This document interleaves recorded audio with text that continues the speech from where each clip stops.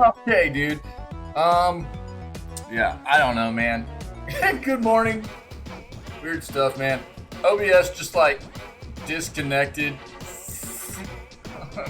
in the middle of the montage happening, and then reconnected. My internet was fine. OBS just had some kind of connection error, and then it like reconnected and then like shut off the montage video. I don't know, dude. It's probably a pretty good indication of how today's gonna go, I guess. I don't know, dude. We'll see what happens. But good morning. Yo, what's up? Yo. Dude, really weird. I don't know. I'm just like sitting here chilling out, getting ready for everything, watching the video. And let's go ahead and get the yo-yo-yos in here and the peepo. Hey, you know what I'm saying? I didn't even get to get that in yet. And then a bunch of wonkiness. So I don't know, man. Hopefully we'll be good moving forward. Hopefully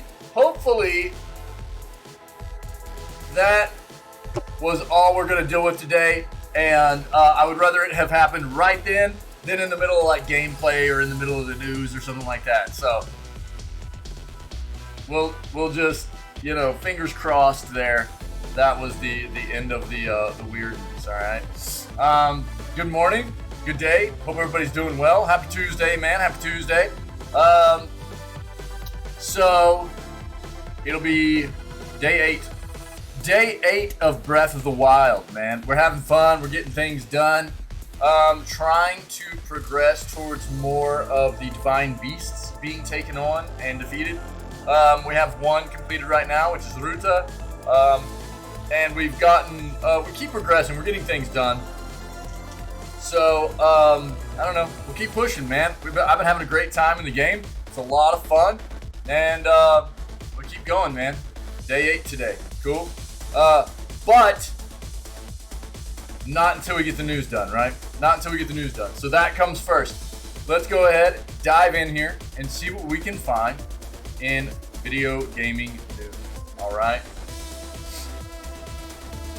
Let's go. So first off, before we get into that noise, this is what we're listening to today. This is what we've been listening to this morning. A little bit of Crypt of the Necrodancer soundtrack. All right, just for anybody interested. Cool little adventure RPG rhythm-based action game. So if you're interested in those types of genres, then check out Crypt of the Necrodancer. Very, very good OST as well. Very good soundtrack. And the soundtrack comes with an amazing selection of music. And not just what we normally listen to, which is the normal Crypt of the Necrodancer soundtrack. It comes with like all kinds of like remixes and alternate versions of the songs and stuff like that you would normally hear on the stream and stuff too. So it's good stuff. Check it out, okay? Check it out. On that note, we'll cut that music. Cool. Now we can get into the news. All right. Now we can get into the news. So I wanted to bring up something first. Let's look at a couple of games. Some games that I had on my wish list here recently that we had been keeping track of. There are a couple of like third-person MOBAs coming out that we had been keeping track of. I'm talking about Predecessor and Paragon the Overprime. Okay, so Paragon the Overprime released early, or released yesterday, I guess. Released yesterday, and I wanted to take a beat real quick to kind of look at the comparison between these two games and how they're doing right now on Steam, okay? Predecessor released on the 1st. It has almost 2,000 user reviews at this point, and is about 81% positive. Not bad, not bad.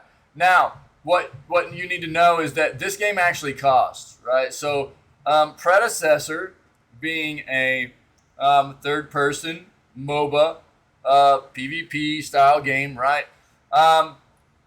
there are different bundles you can buy into to play the game. It is considered early access right now, but there's like the entry level rare bundle for $10 you buy, you can get into the game. And I'm just giving you the basis of like TLDR, what I know about. I don't know exactly what like the legendary bundle gives you, what the epic bundle gives you, but they are priced differently. Epic bundle is $25, legendary bundle is $40. But you just need the rare bundle to get in and play the game. I do know that. Right now, pretty respectable 81% positive score out of almost 2,000 reviews. Been out for about 5 days. Going on a week now. About 5 days, okay? Now, Paragon. Paragon is the free-to-play title that released yesterday. And it's sitting at about a 63% positive of 100 reviews at this point. So, now I don't think this game released until late yesterday, actually, because I didn't get a notification for it until late yesterday. So it might have gotten a bit of a delay release or something like that. I don't know. Or maybe I just got a late notification about it. But maybe it's just having a few hiccups. Let's see real quick. First review, game is great, probably better than predecessor for a few reasons. 14 negative reviews out of the 100 so far because these people are too stupid to realize the early download is a courtesy to keep servers running well on release date December 8th. It's not broken. They didn't change the date. They're letting you download it early. Anyone leaving a negative review, you just got IQ checked. So this is, the game hasn't necessarily released. Is that true? Early access, pre-download, and schedule notice. Let's take a look at what this says. Pre-download period, December 6th through December 8th. Yeah, so that's the pre-download period. Early access schedule, December 8th.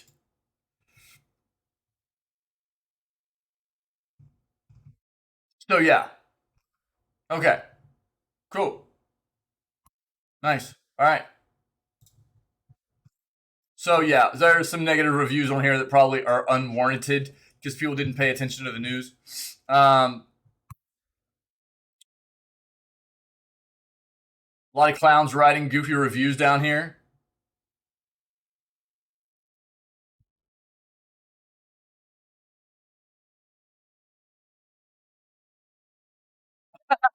That's great.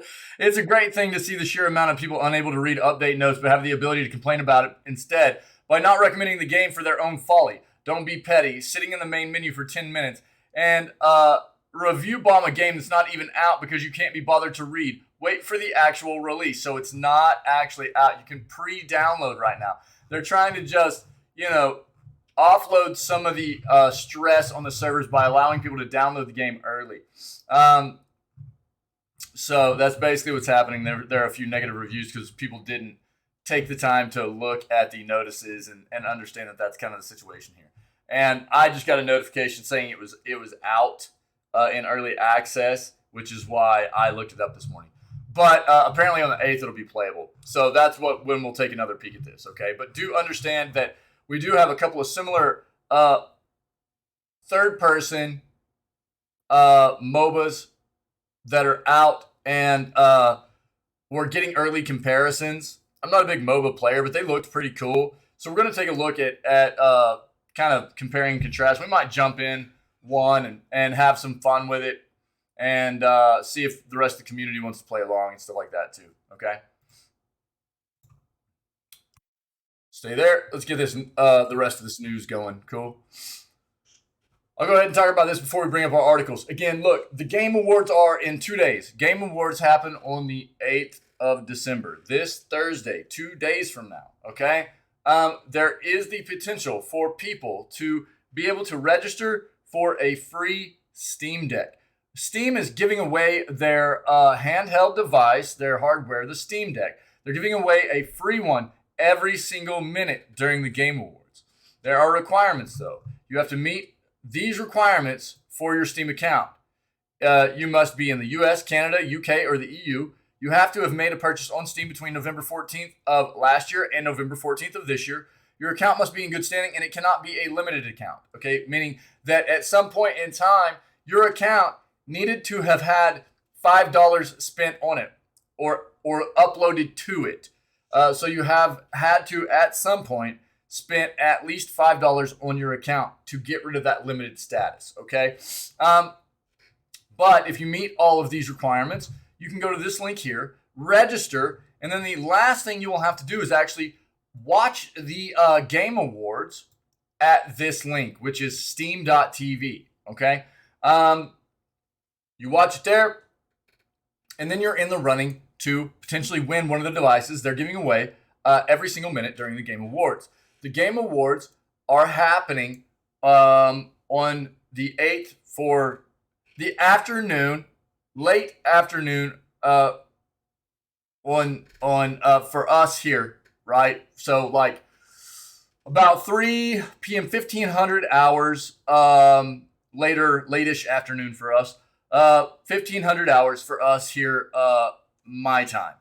There are other parts of the world where this will be happening like early a.m. on the 9th, right? So just understand what time the Game Awards are happening. If you're actually planning on participating in the giveaway or just want to watch the awards or what have you.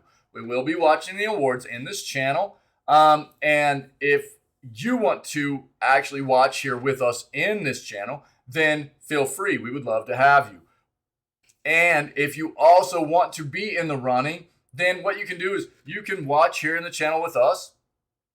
And you can also have another tab open with this up, and that way you're getting the best of both worlds. You're in the running to win, and you can also hang out with us and watch the awards. That's absolutely a possibility for you, okay? I will put this link in chat.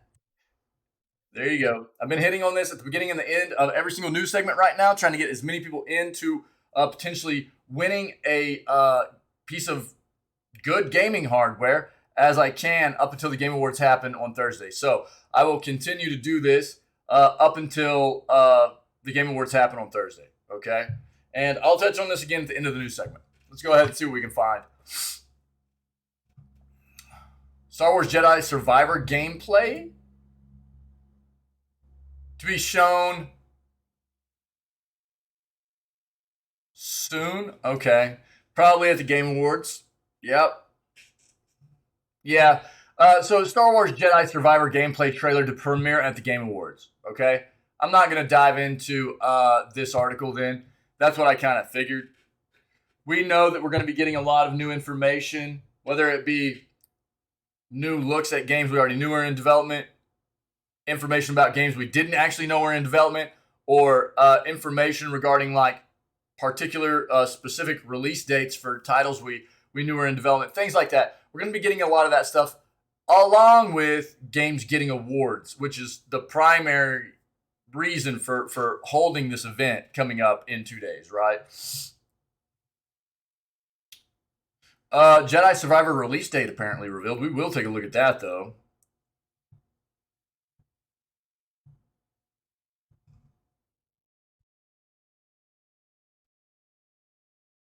Xbox games price increase coming in 2023. Let's see that.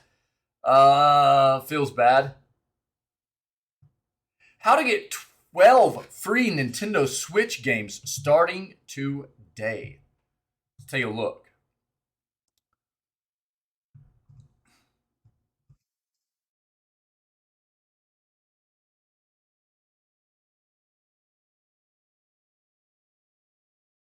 Sorry, guys.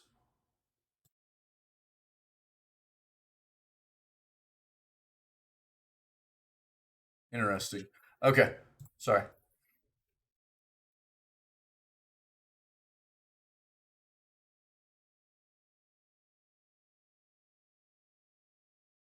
Overwatch 2 Ramatra impressions. We'll take a peek at that. Ramatra is the new tank that has been added to Overwatch 2. We have seen some info about what Ramatra is, what Ramatra does in Overwatch as a character. This is a tank that has a couple of different forms, right? It can switch between forms. One is a primarily defensive form. The other is a a offensive form for this tank character. And now that it's been out, we'll take a quick peek at what they're saying, how the character performs and feels, I guess.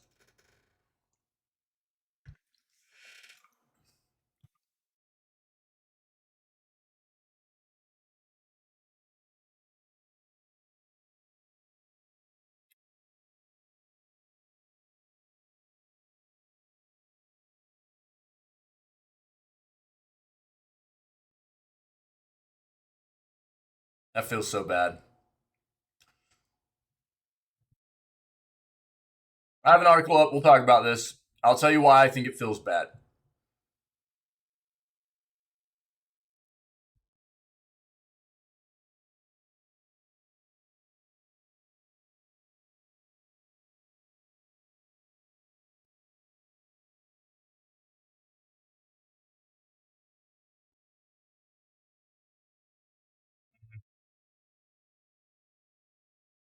Real quick, Dragon Ball Games Battle Hour 2023 details. The Dragon Ball Games Battle Hour for 2023 is going to be from March 4th to March 5th. This I'm not gonna take a long look at this, but for anybody that's into the Dragon Ball universe, and they just held an event, but the next one, just so you know, so you can see the one that just happened was on like the 3rd and the 4th. The next one that's going to happen is in the beginning of March.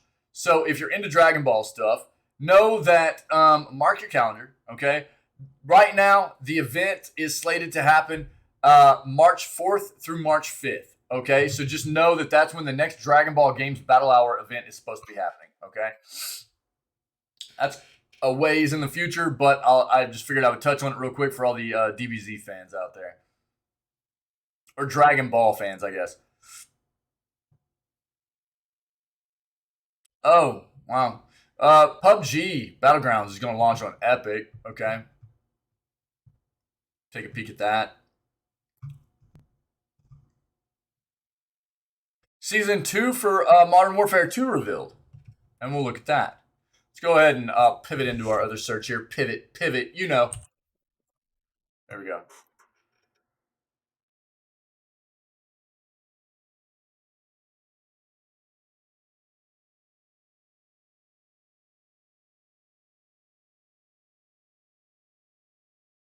Final Fantasy Reunion review.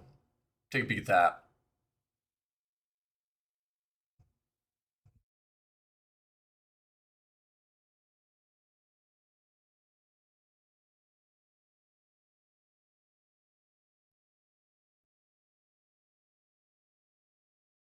We've talked about that. I'm not going to dive into this.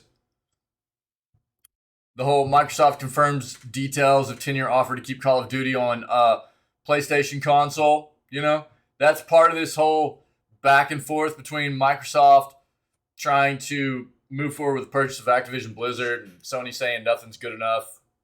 You know, because to them, they're going to try to do everything they can to make Microsoft look like they're anti-competitive when really Sony to me looks like they're the ones being anti-competitive in this situation.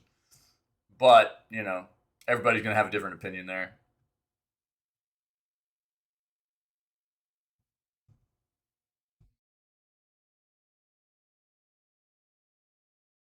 What?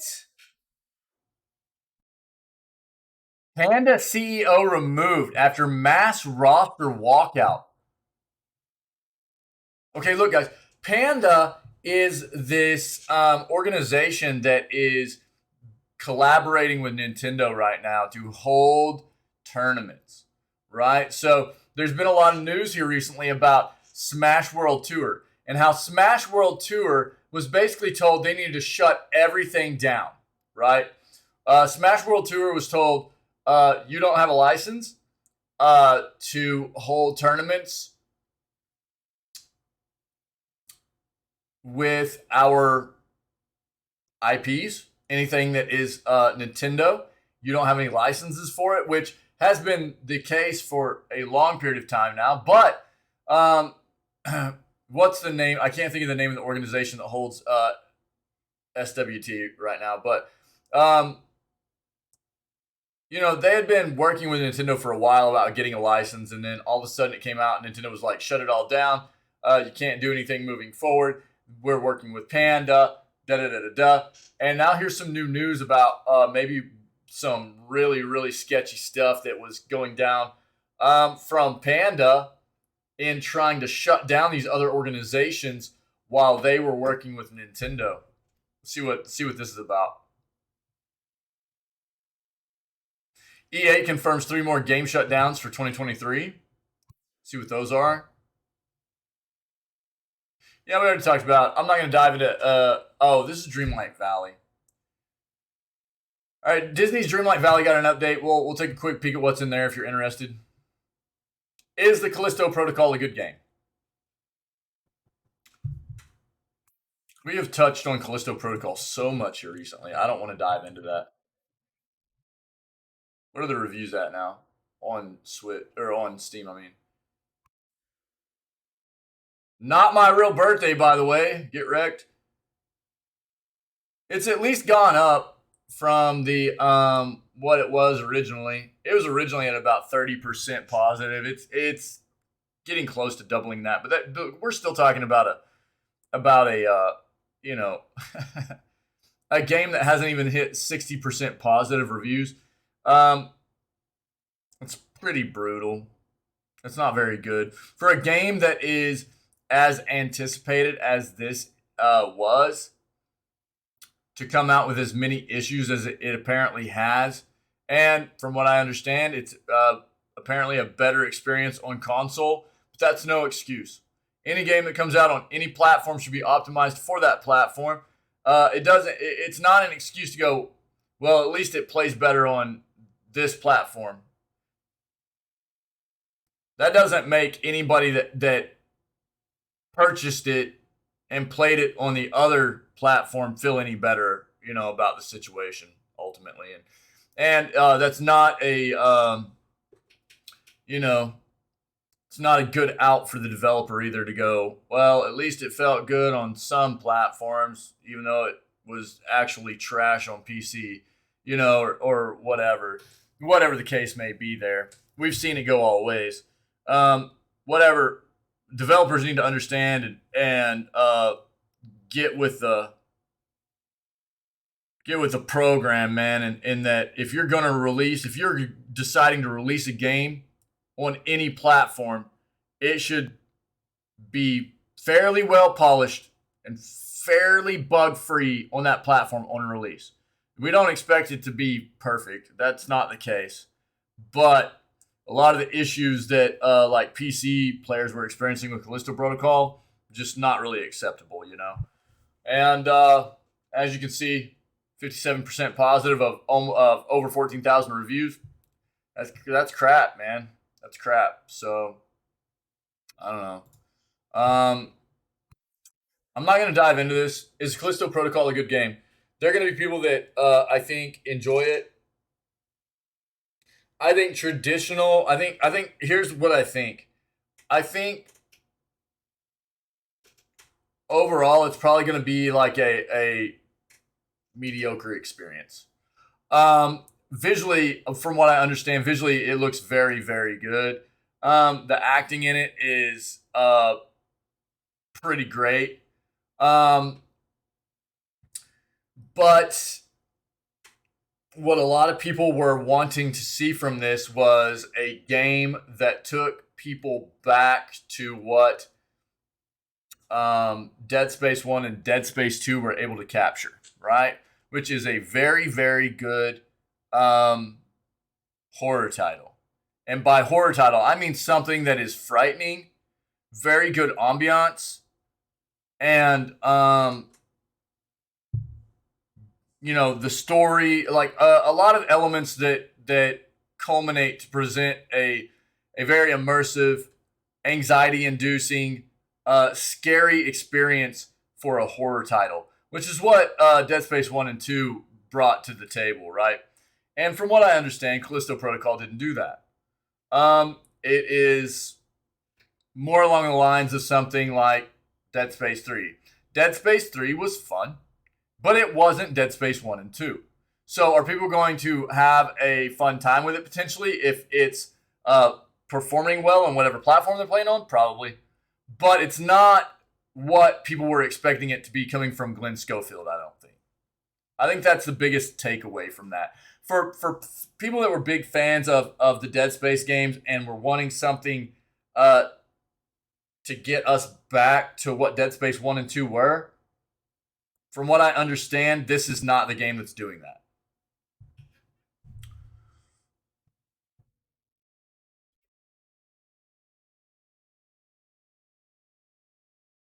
Which means, unfortunately, the game that is probably going to do that is going to be the game coming from EA, which is Dead Space Remake. Hogwarts Legacy latest video. Okay.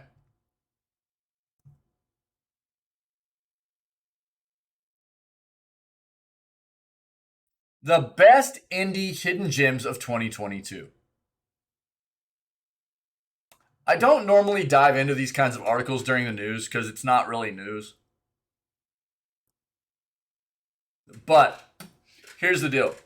Every once in a while, if I find one that I think is good for us to discuss and look at, I'll pull it up. And I think this is a good one.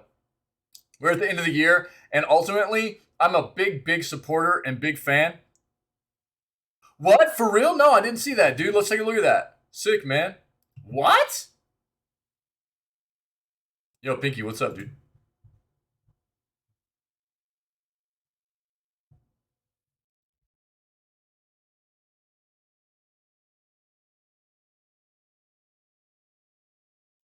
Yo, sick. Yeah, we'll take a look at that, dude. Thanks, buddy. Incredible. How are you today, man? Yeah, for Mistlands. Yeah. Sick, dude. Sick. Yeah, we'll watch it. We'll watch it. Maybe we'll just get into that first thing after we finish this. But yeah, I'll bring this up. We'll take a look at this. I am a big supporter of indie developers. I feel like indie developers are a huge part of what has been able to help set some really good standards for what the video game industry has right now. If it wasn't for indie developers, the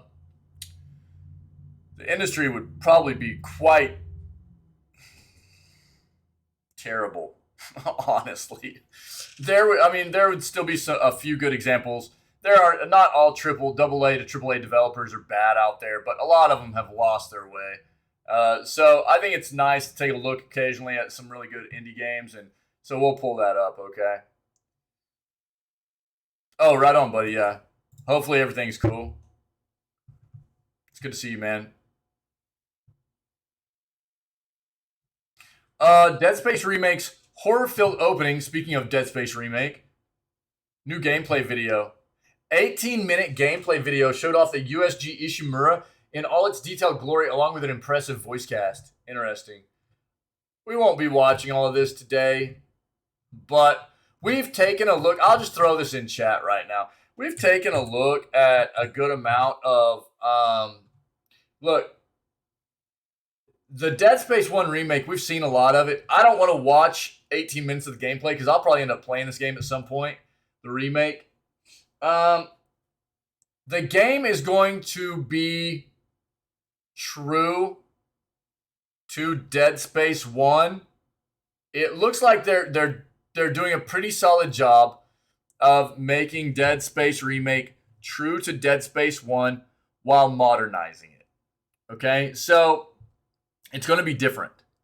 It's going to be different. And that's a fine line to ride too. It's a really hard thing for developers to do. Going back to these games that, especially iconic games like Dead Space, and trying to remake them and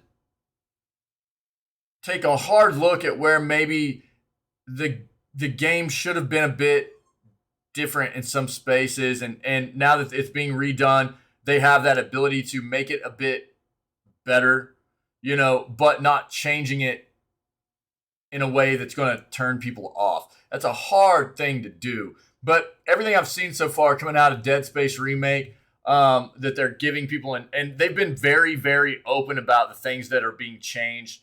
in regards to like certain places where you'll be able to fly around that you couldn't fly around before, and some of the mechanics that are changing in the game, things like that. And to me, it seems like they're doing a good job with it. Well, ultimately, we'll see when it releases, but I think that this is going to be what a lot of people, unfortunately, coming from EA, I think this is what a lot of people were hoping that Callisto Protocol was going to be, was that scratch of the old Dead Space games. That's what they were wanting Callisto Protocol to be, and I don't think it's scratching that itch, Callisto Protocol. But I think Dead Space Remake is probably going to be what does scratch it. We'll see. New footage from Project L, which is the fighting game out of the League of Legends universe. So we'll take a peek at that.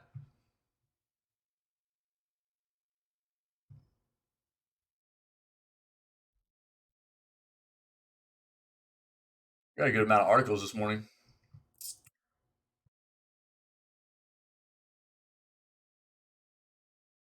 Yeah, we already talked about the new Starship Troopers game coming out.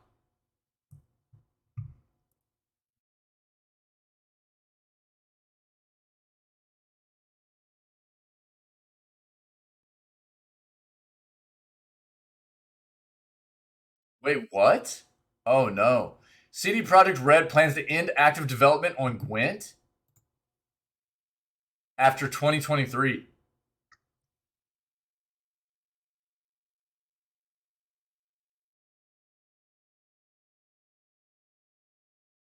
Uh-oh. Hold on. I gotta send this to somebody in Discord real quick.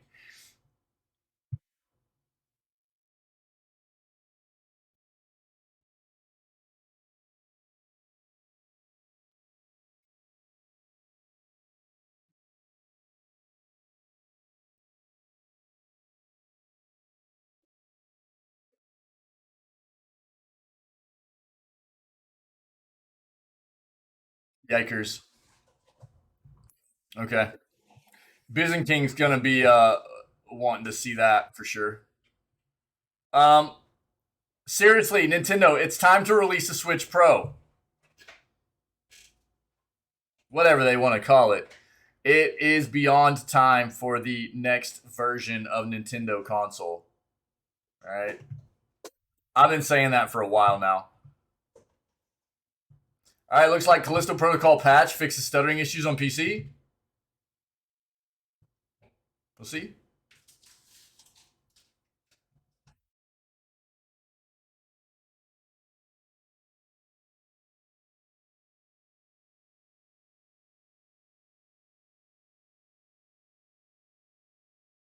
Lots of news today. Cyberpunk getting new release 2023. I think they're talking about the Game of the Year edition. That's probably what they're talking about.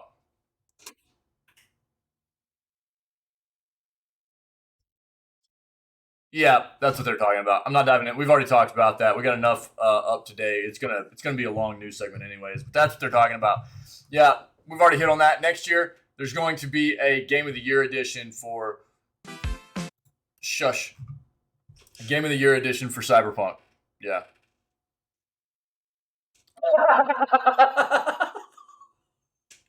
Dude, that would actually be hilarious.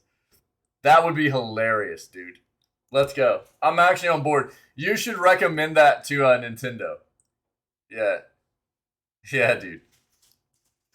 Yeah, I'm down. That's great. That's great, dude. Switch fans deserve an upgrade. That doesn't mean they'll get one. Yeah. Look, Nintendo has already kind of been publicly saying that they're trying to stretch the Switch out for 10 years. Well, it's in year 7 right now. They're trying to say that they don't really want to release a new console until the Switch is about 10 years old, which is really wild, man. Because this isn't even a console that's running on like traditional high-powered hardware, right? For a console. Obviously, it's a very well done console, but it doesn't negate the fact that it is a mobile device using mobile hardware that is less power intensive and therefore less. It's not as powerful hardware inherently as something you would find in a traditional console. Even something like the Steam Deck, you can see with the Steam Deck how powerful the Steam Deck is nowadays, and we're talking about a 6-year difference in technology, right? The Steam Deck is a mobile device as well, and it is incredibly more powerful than the Switch could even hope to be, just because of the evolution of technology in regards to specifically mobile technology. And you can see it in the Switch. You can see it in the Switch. This was not going to age as well as a traditional console. There was no way. And they've already pushed it out further than most traditional consoles even go on the lifespan. Consoles usually go average of 5, maybe 6 years before the new iteration of a console comes out, right? And we're in 7 for the Switch right now, and there's no talk of anything new coming either. The Switch has a performance problem. This isn't news for Switch fans or haters. The limitations of its humble NVIDIA Tegra X1 chip were visible in early exclusives like Xenoblade Chronicles 2, which ran at 720p docked, yet sometimes dipped below 30 frames per second. Still, the issues were rarely distracting. But today, 6 years after the Switch's release, dude, I think we're in year 7, aren't we? The cracks visible at launch have widened into gaping fissures, sometimes literally. When did the Switch release, guys?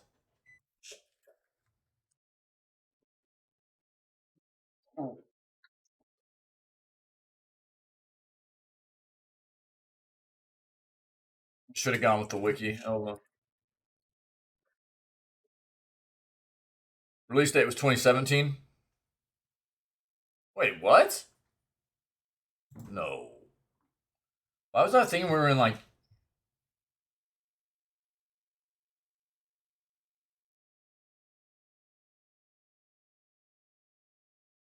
Why was I thinking we were already year 7 into the Switch instead of being close to year 6? Dude, I was off. I do apologize. Where had I seen a date? I had to have seen a date that said that. Interesting. Well, I was off. I apologize. Release date was March 3rd of 2017, right?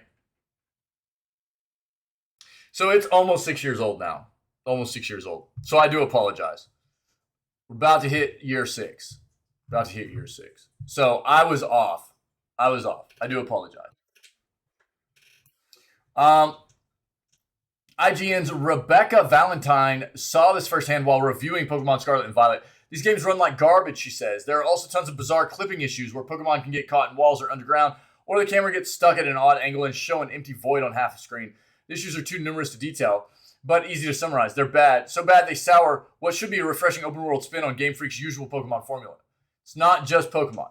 Now, this is one of the things I've talked about before as well, right? How much of these issues are something for the developer? How much of them are something because of the hardware, right?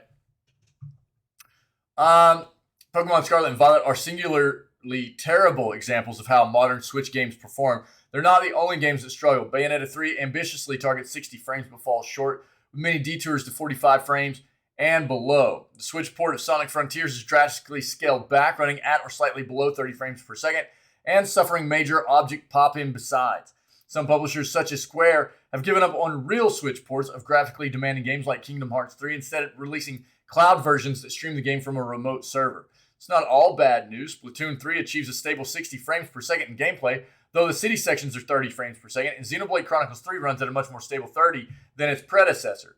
Still, though, I mean, we're talking about 30 frames per second, which is like the norm. This is stable. 30 frames per second is stable on this device, whereas, that's like old school, man. These improvements are small comfort to Switch fans hoping for ports of Elden Ring or Call of Duty These games, along with many others released on the PlayStation 5 and Xbox Series X, are unlikely to ever see a Switch release. The gap between the Switch's capabilities and that of its competitors is too wide for most developers to bridge. Yeah, I mean, look, I've brought up this example many times. You take a game like The Witcher 3, which has been ported over, right? Witcher 3 got ported over to the Switch. And you take a side-by-side comparison of like The Witcher 3, even on a console, a previous gen console like PS4 or Xbox One, and look at it in comparison to what it looks like on the Switch, it's significantly different. The Witcher 3 had to be reduced immensely, graphically, frame-wise, and everything, to be able to run on the Switch. I mean, they made it work, but it's not great, you know?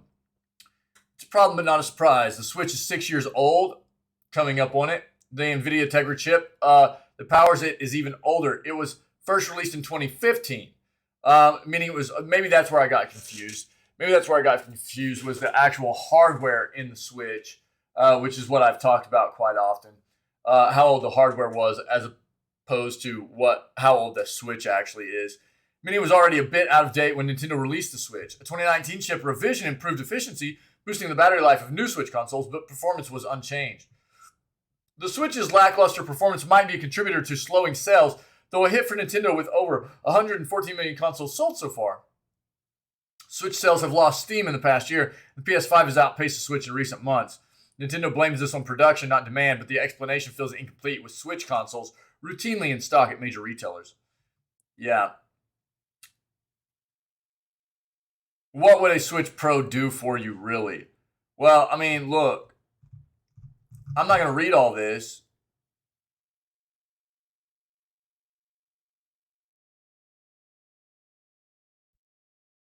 I don't think it's hard to... If you want to read all this, take a look. They go into depth about, like, is it time? Is it not? What would be the upgrade chip? Things like that. But, I mean, I don't think it's hard to really see where Nintendo could improve quite a bit with just doing a comparison on what, like, the Steam Deck is. Because ultimately, that's the best comparison. You take a look at the Switch, which is a great console. It absolutely is a great console, but it's getting dated, and it was going to date faster than traditional consoles because of the type of hardware it uses. Then you take a look at something modern like the Steam Deck, and you can see what a new Nintendo console in the same realm of mobile technology, like Switch V2, whatever they want to call it, could perform like. It's significantly different. Yeah. And I think there are a lot of people that are starting to realize that Nintendo's console of the original Switch is pretty old. And I don't think I'm the only one that sees this as an issue for developers. Ultimately, it's the developer's job to make sure that the games being released on the platform they're developing the game for are working optimally. So if they're reaching too far, that's their fault, right? But it doesn't change the fact that the constraints they're working within, because the hardware sucks. The hardware is old. Hardware doesn't suck. The hardware is just old. And it's not giving them the capabilities they need to expand these worlds, which the gaming industry is so much about nowadays. Of, you know, you see the Pokemon, series trying to really expand into open world games, and it's hard for them to do, because this hardware just can't really provide the kind of capabilities that I think these developers need to get the job done in that realm, Let's take a look at this Valheim stuff real quick. If you have not played Valheim, amazing game. And they just had a huge update, man. A huge update. This is the Mistlands animated release trailer.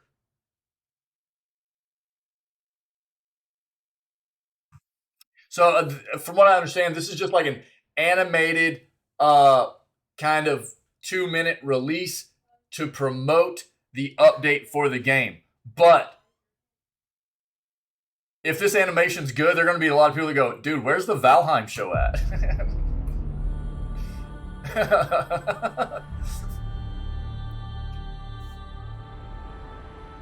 This game is amazing, by the way. It's on Game Pass, and they're supposed to be making, or they're in the process of developing a console version of this game.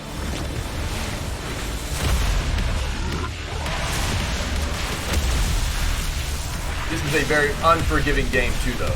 Be ready for that.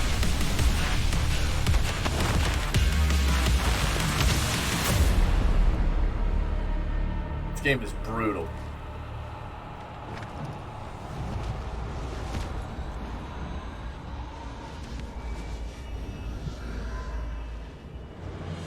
But I've never played another game that the building was so satisfying in. Base building in this game is on a whole nother level. The physics are amazing. It's a cool game.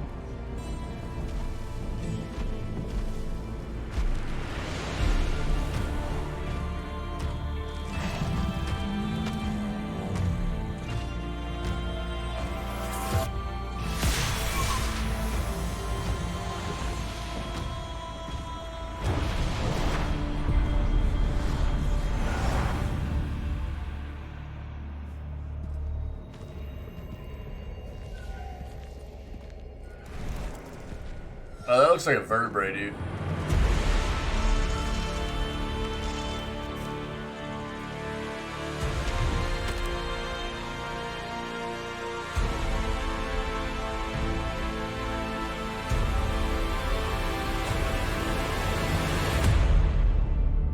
Dick.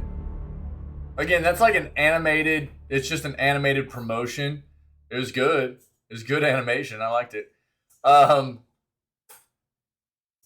Yeah.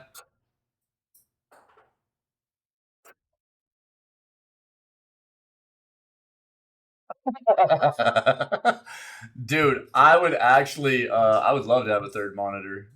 Dude, I would love to have a third monitor. I can absolutely get by with two, but a third monitor would be like so quality of life, man. But yo, Valheim is amazing. Valheim is amazing. I will highly recommend that title. It is a fantastic game. Um,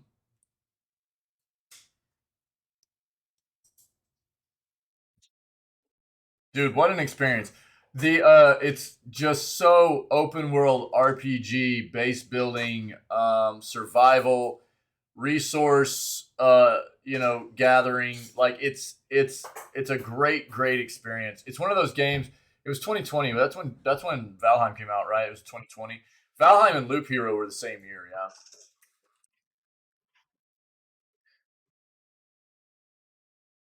2021. I was right at the beginning of 2021. Yeah. Was Loop Hero 2021 as well? Were they both 2021? Am I tripping? Yeah, they were. They were right. Both were right at the beginning of 2021. My bad. Yeah. So, both of these games came out around the same time. I knew that, and they kind of like took the gaming world by storm. They were just these games that didn't get real hyped up, but when they came out, people realized what amazing titles they were. And again, Valheim, man, is incredible. This game, um, just, I mean, I've got 280 hours in it. We did a playthrough previously of this game, and shout out to like Sayek and Pinky and was it Varia. We had a number of community members that played in the game with us, and it was a lot of fun. And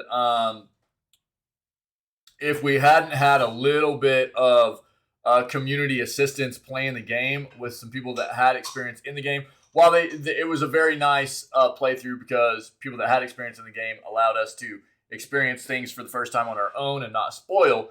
Had we not had some people in the game to kind of help us out a little bit. That playthrough probably would have been about another 150 hours easy, I would say. It is an amazing game. It's a lot of fun. I highly recommend. It's very, very cool. Be aware, the more you build, the more your frames will drop. The more you build, the more your frames will drop, okay? Understand that. But it is a very, very fun game, especially with friendos. Especially to play with friends, man. Callisto Protocol patch fixes. Yo, thanks for the article, Pinky, or thanks for the trailer. That's very cool. The Callisto Protocol patch fixes stuttering issues on PC.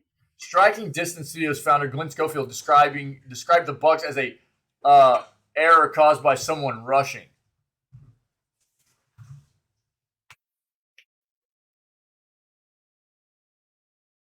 Still not acceptable. A patch for the Callisto Protocol has fixed a bug that was causing stuttering for PC version, an issue that was the subject of numerous negative player reviews at launch. Patch was issued on Saturday, December 3rd, and was detailed via a post on the Callisto Protocol's official Twitter account. Thanks for your patience, reads the post. A PC patch is now available to improve gameplay stuttering issues due to shader compilation. After updating, you may see temporary stuttering in the game menu the first time you launch the app. Tweet added that the developer Striking Distance Studios is currently working on further optimizations in the days ahead. Just before the patch was issued, Striking Distance Studios founder Glenn Schofield, who apologized for appearing to glorify crunch culture in September, tweeted that the bug was caused because the wrong file was patched, and described it as a error by someone rushing. Was it, though? Oh, sick, dude. That's cool, Pinky. Nice, dude. At launch, player reviews for Callisto Protocol were mostly negative on Steam, with the majority of negative reviews criticizing the game's stuttering and performance issues. Since launching on December 2nd, Callisto Protocol's user reviews are now marked as mixed. We awarded the Callisto Protocol 3 stars out of 5 in our review. I think that's probably around where it's going to sit, actually, even with performance being okay. Describing it as big dumb fun, with fantastic environments yet middling combat. Yep, that's the gist out of what I've gotten out of most of what I have read. Outside of technical issues of the game, that's about what I've come to expect from Callisto from a lot of the things I've read about the game. Looks real nice. Combat's kind of blah. Doesn't really hit the horror vibe that people were looking for. The biggest issue is that Callisto Protocol doesn't realize it's this tropey horror bloodbath and thinks that it can turn this cornucopia of horror references into a work of art. Quite frankly, it can't, reads our review. Callisto Protocol is a love letter to video game and cinematic horror that fails to be more than a scrapbook, pale imitation of the genre's best bits. Yeah. I mean, that's kind of what I've grasped about it. Which, all in all, it might be a better game for people that don't deal really well with really scary horror games. It might be a game that's better suited for people that don't deal all that well with very, very scary games. So, I don't know. For me, I probably won't even play it now. I don't know. I was hoping it would be much more along the lines of something like Dead Space 1 and Dead Space 2, and apparently it's not. And for me,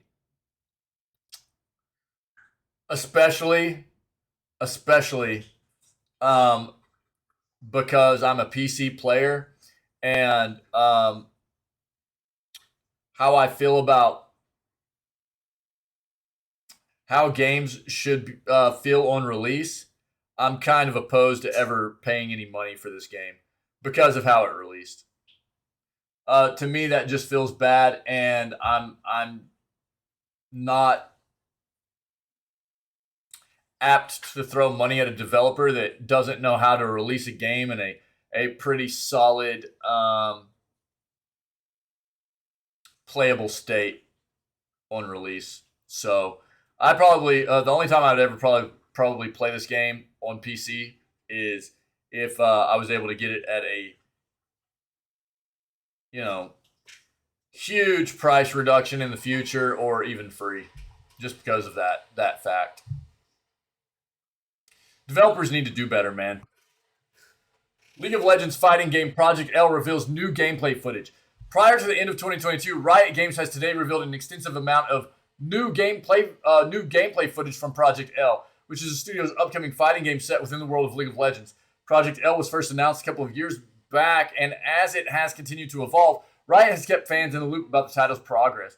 While we still have no idea when Project L might actually release, it definitely seems like the game is getting really starting to come together.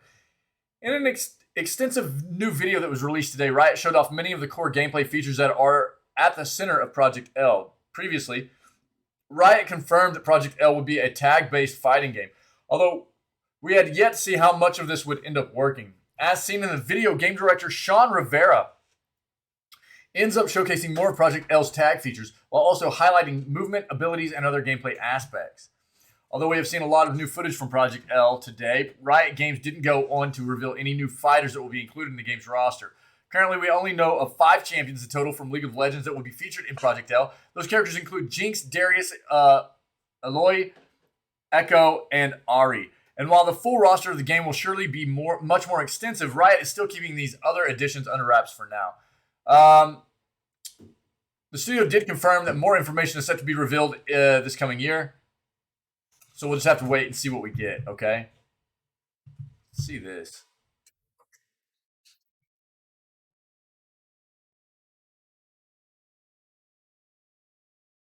Six minutes. Let's go, whatever. Hi everyone, this is Tom from the Project L team. I'm back with our second promised update this year. Our last 2 updates focused on the big picture. We're a free-to-play, tag team fighter set in the universe of Runeterra. I know at this point you're probably itching for some details.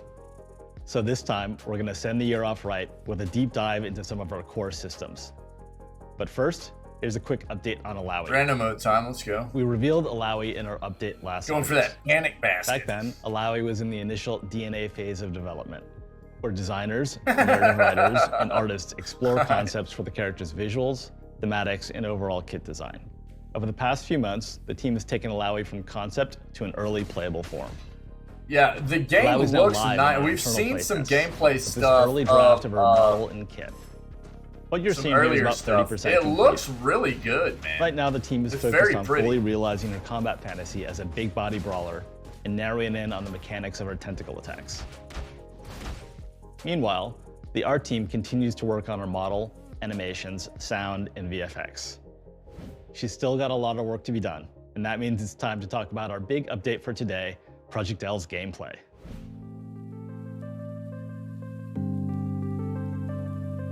Dude's got those Jim Brewer eyes. You guys know who Jim Brewer is? Hey everyone, I'm Sean Unconquerable Rivera, game director and gameplay design lead for Project L, and I'm here to talk you through some of our core gameplay principles. Check him out. We want to create a game where you can have fun right away, while also rewarding you for the time you spend mastering it. Our dream is making sure our champions have fast, powerful abilities, I'll show you in a really second. sick while doing them, and I'll are show you even who more Jim Brewer powerful is. when He's paired with a flexible famous actor. systems.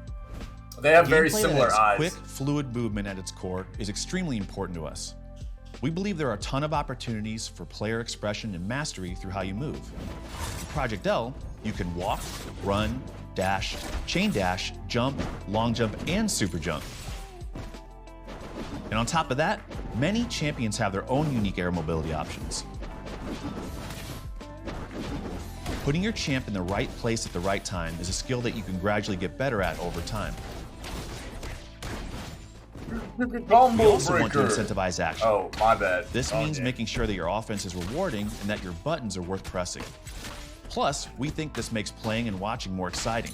Looks like they've got some nice combo kind of stuff set up, which is what We want you to have powerful buttons which are useful in a number people of that ways. play these kinds of games are while really, also you giving know, you the tools you they're need to into defend figuring against out them. different ways to combo. We have a and mix of big, clear juggle. defensive options and some more nuanced systems that reward you for reading your opponent's next move. Those are just some of the basics, but I've still got more to cover today. We were originally developing Project L to be a What you 1v1 do game want to see where is two champions them enter not and one emerges make victorious. infinite But around juggles, 2 years right? ago, we made the pivot to a tag team. There's got to be a assist-based fighter. breaking point. Our tag systems are deep and flexible, aimed at helping you unlock your creativity. They work in tandem with our champions, allowing 2 champion teams to take down opponents together. We really felt like it gave us more space to create hype moments where our champions could live up to their fantasies. And I mean, who doesn't love a good team fight?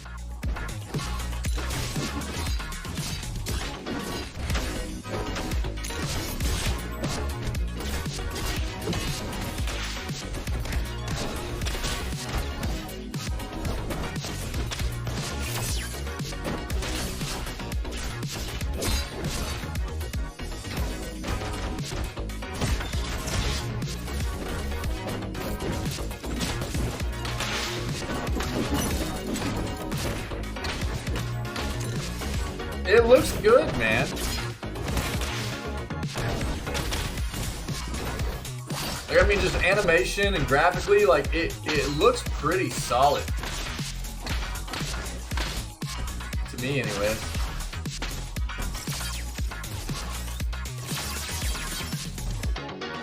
All right, let's break down some of the things you just saw. Yeah. Your main champion, which we'll call your point. Yeah, Xavier, what's up? Yeah, can set up this is Project L if using you all of haven't our seen tag this. systems. So we've been keeping up with this for, I don't know, But for today, I want to about focus the past on last Assist half of the actions, year. Oh, dude, I've got handshake some tag, echo going on. and Probably. dynamic Sorry, save. guys. These Yeah, names so probably are about the last so they half may of be the called year. something That different should be the next good. time you see them. There's Assist actions are your bread and butter, and each champion has two they can perform Project from L off screen. is You can even hold the input Riot's to get a been charge working on assist. this. This is like their second like kind of Handshake showcase tag video. lets you We just immediately found this swap morning, between so, your point and assist yeah. champions as long as they're both on screen. And combined with assist actions, I it come with also a lets you bankrupt set up joke some of the really Riot, yeah. powerful pressure What's sequences. up, buddy? How are you? And you can even use these to extend your combos as well. But I mean, it does Last look like a tag good system I fighting want to game, talk you know. about today is dynamic And you save. can't deny the fact that Project L's Riot has trouble done a frame. very good job on At the expanding start of the each League of match, Legends you have universe, access you to your dynamic save know? ability. There are a lot of people that Dynamic love League save of lets you Legends, call your man, assist and champion on they are screen really and attempt to save your point champion. If you know, successful, the results can be they cater to explosive. that. But be careful about timing your dynamic save, because it can be countered if you're being too predictable. Right on, right on. There's still more to uncover about our gameplay, but that's all we're ready to share for now. Thanks for watching, and I'll hand things back to Tom to say goodbye.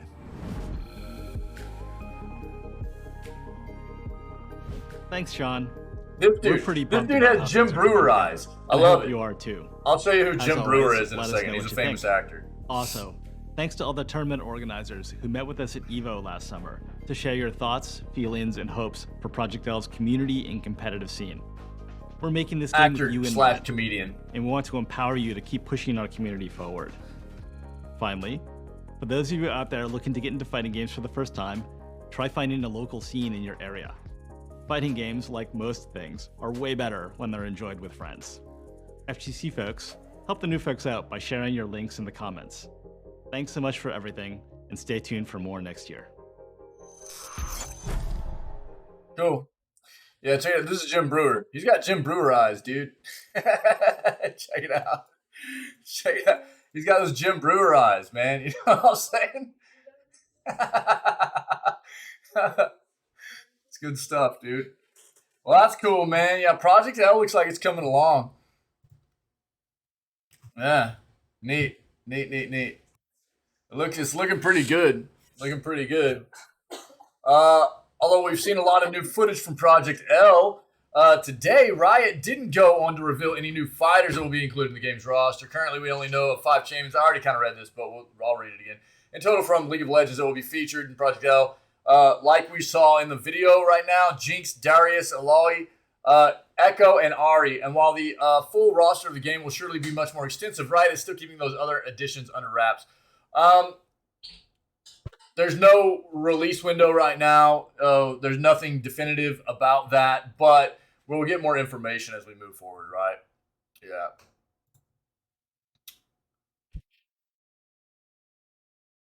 Yeah. Yeah. So I haven't really taken a dive into fighting games in a long time, but I love fighting games. And I love watching fighting games is what I love watching highly competitive tournaments like for fighting games. I really got sucked into the Street Fighter scene. I like watching people play Street Fighter, and I've watched an amount of MK11 too. But I have a great respect for people that are very good at fighting games because there's so much more to it than most people understand. It's not just being good with your like your main characters and everything and understanding how they work. I mean, it's actually understanding people that are really, really good at fighting games. It's knowing your characters. It's knowing all characters. Obviously, you're going to know your characters that you play better. Most people that are really, really good at the games that they excel at know all the characters. But to a great extent, they know at least the frames of most of the attacks of all the characters and how to play against them and things like that, you know? Yeah. Insanity. I haven't even seen it. I haven't even seen that. I might have to look into it. Oh, really? Yeah, I'll have to look into it, Xavier. Thanks, man. Yeah, yeah. I think Street Fighter, one of the reasons I get pulled into Street Fighter is that was like one of the first fighting games that I really got into way back in the day. So was Mortal Kombat, though. You know, Mortal Kombat was like one of the Mortal Kombat and Tekken were first arcade like fighting games for me. So I've got a soft spot for like King. You know, King was my jam in Tekken because I love the fact that you could like combo button combinations together to like keep slamming enemies and stuff with King. I loved that, dude. I thought that was so cool. There was somebody in an arcade that taught me how to do some of that stuff. Oh, okay. Oh, okay. Yeah, word. Cool. Yeah, yeah. Right on. I'll have to check it out. Yeah, but I have a lot of respect for fighting games, and I think they're very cool. And I think that's one reason why, like, I'm so bent at Nintendo right now for everything they're doing in to Smash and all the people that love to play Smash. There are a lot of really good Smash players out there. Nintendo's really ruining that scene, man. Whether you're talking about what they did with Evo or what they're doing right now with Smash World Tournament, you know what I mean? Nintendo sucks, dude. And they're really pissing me off. I don't even really play. I mean, I play Smash a little bit, just for like funsies with like my kids sometimes and stuff. But just because I love gaming and I respect gaming, and it feels bad for the people that are really competitive in that scene, man. Nintendo sucks, dude. CD Projekt Red plans to end. Actually, we have an article up about Panda right now. I'll read that one next. The company that's supposed to be in cahoots with Nintendo right now and is for all the tournament stuff moving forward. Yeah. Yeah. I mean, Smash is cool. It never gripped me either as something that I wanted to play a whole lot, but it's been something fun to dive into just here and there as like a chill little thing to kick back and play occasionally with like friends or family or whatever. CD Projekt Red plans to end active development on Gwent after 2023. Oh, dude, I needed to tag somebody else in this too. Hold on.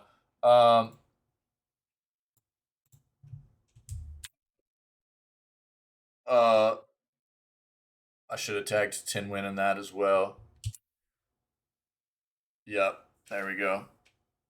Yeah, Tinwin plays Gwent too.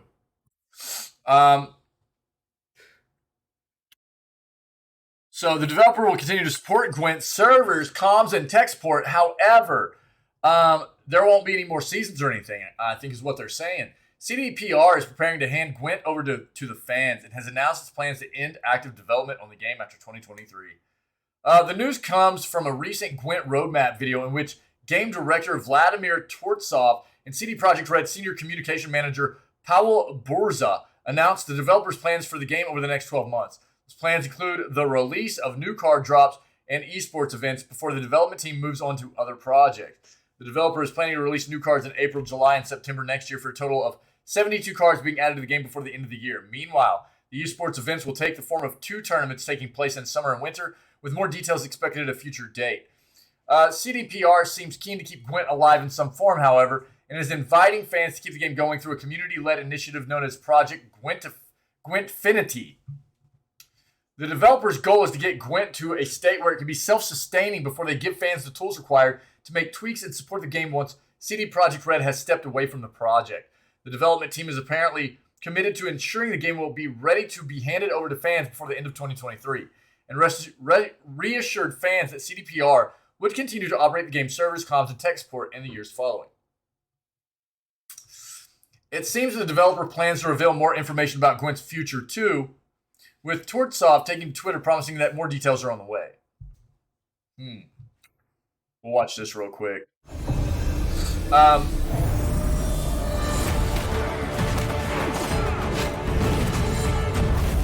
Oh, yeah. Oh, yeah, right on, Xavier. Yeah. Hello everybody and welcome to the roadmap update. So we are here with Vlad as always, and it's been almost a year since we have this tradition now of doing it during our last esports event of the year, and we are here to talk about 2022, 2023. And I think we might even go beyond. Yeah, that's going to be interesting for sure. So, Vlad, without further ado, I think maybe we should start with talking about what happened this year and what we achieved. Sure. Let's do this. This is 50 minutes. Psych. I'm not watching that. I didn't realize that was 50 minutes, dude. I thought it said 5 to begin with. I'm not watching that. Wait, what? No. This is already a are you not familiar with Gwent?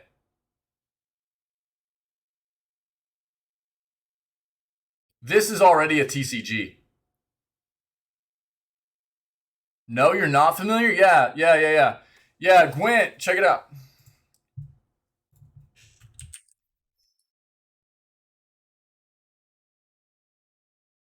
Yeah, this is Gwent. This is here. I'll play the trailer for you real quick. You can take a look. It's actually based off of the mini game from The Witcher 3. Okay, but it's actually really well done. It's really well done. It's a very good digital TCG. Yeah, and it's free. It's free to play. I dabbled in it just a little bit while we played The Witcher 3, and I'm an old school, like, whenever I was a kid, I grew up playing a little bit of like Magic the Gathering and stuff like that. So you can see 88% positive, almost 20,000 reviews at this point. As a matter of fact, let me shout out Byzantine real quick. One of our mods and huge supporters in this community, Byzantine. Just a second.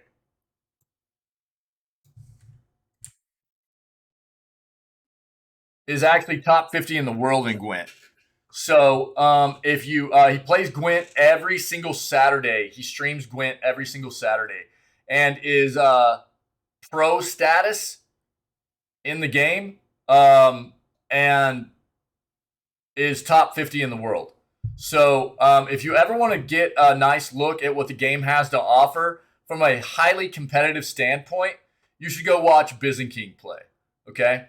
Again, amazing individual anyways, great content creator, and so highly, just please go throw a follow, show some community love over there. That would be great.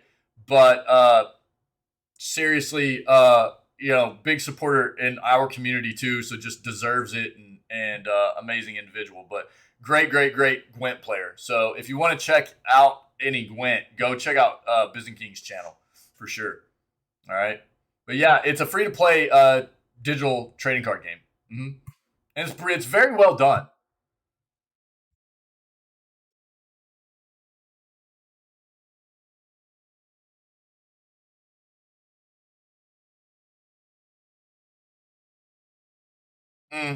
Right on. Yeah.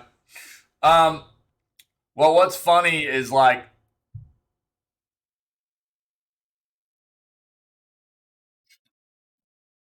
I didn't play digital. I played whenever I was a kid, I had like some I had an older sibling, and she had some friends that played you know, and I always hung out with older people and stuff, and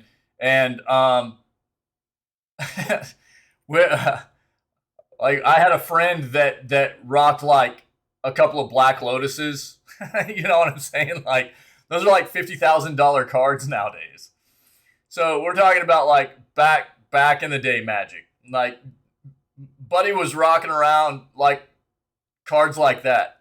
Like Black Lotuses in just like some like flimsy sleeves and stuff. You know what I mean? It was wild, dude. It's like wild looking back on it because those are like insanely expensive cards nowadays, you know, and it's crazy looking back at the kinds of cards that we had back then that we just didn't realize. It should have held on to a lot of those things, you know what I mean?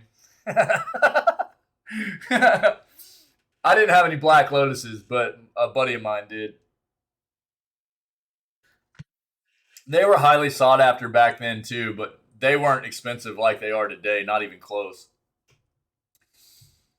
Panda CEO removed. Here's the Smash stuff. Panda CEO removed after mass roster walkout following Smash Bros. Esports allegations. Alleged that Alan Booney lied to tournament venues to stop them hosting a rival's events. The CEO of Panda Global has been removed from his role following Smash Bros. Tournament allegations that have led to numerous members leaving the esports organization. Last week, fan tournament Smash World Tour claimed that Nintendo had shut down its annual championships at the last minute while also accusing Panda Global CEO Dr. Alan Booney of trying to sabotage its events. It's alleged that Booney, or is it Bunny or Booney? Bunny? Probably Bunny. Whose Panda Global was running its own official Nintendo licensed Smash Bros. Events, was telling tournament organizers last year that Smash World Tour was shutting down in an attempt to dissuade them from booking its shows. As a result of the allegations, 10 of the 17 esports personalities listed on Panda's website as part of its roster have since quit, leading to a Panda statement today confirming that Bunny is no longer CEO. Oh yeah, I had some Moxes, dude. Yeah, I had some Moxes. Yeah, Xavier. Yeah, dude. Yeah. You know what's funny is like, I hit some hard times, man. I hit some hard times. I had a ton of Magic cards. I have a buddy that still has a bunch, and I'm guessing has some worth some cash, dude. I had a couple of Moxes. And,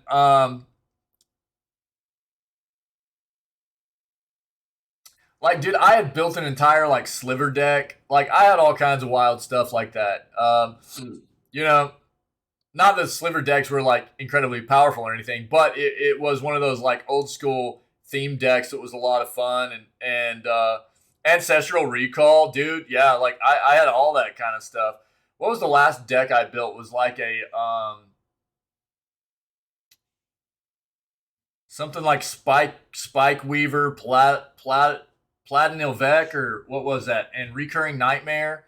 And it was like an auto throttle deck, dude. Like you got all those cards out, and it was just the synergies between them. Yeah, that was the last deck I had, I think, that I built. Something along those lines. Platinil Ilvec, whatever it was called, can't remember now. It's been so long, dude. But I had a lot of those old cards, man, and dude, I hit some hard times way back in the day, and I ended up selling my entire collection basically on eBay for next to nothing, too. Yeah, that was me too, man. I had like card boxes full of cards, but you know, I do still have like some Series 1 Pokemon cards, and I've got a bunch of old like, you know, just sports cards and stuff like that too. But yeah, I wish I wouldn't have gotten rid of all that Magic stuff, man. Yeah. Panda has heard the concerns of the Smash community and is taking immediate action. Its statement reads, Alan is no longer CEO, effective immediately. According to the statement, Panda has set up a temporary interim management committee, which will help release anyone who wishes to resign from their contractual obligations. We call on the community to treat those affected by these events with grace, understanding, and to call out and report any attempts of doxing or harassment, the statement reads. Additionally, due to security concerns for our staff and contractors, the Panda Cup finale is postponed. A statement posted last week by the organizers of Smash World Tour claimed, we quickly found that many organizers were concerned about joining up in 2022. They told us they had been told by Alan, the CEO and co-founder of Panda, that we were going to get shut down and we're not coming back in 2022. According to the statement, Nintendo reassured Smash World Tour that Panda's license was not exclusive, that it would speak to the Panda CEO about his alleged behavior. Instead, however, Smash World Tour claims it was eventually told by Nintendo it would not be given a license to host Smash Brothers events in 2023 and had to cancel its annual championships set to take place on December 9th through 11th with a prize pool of $250,000.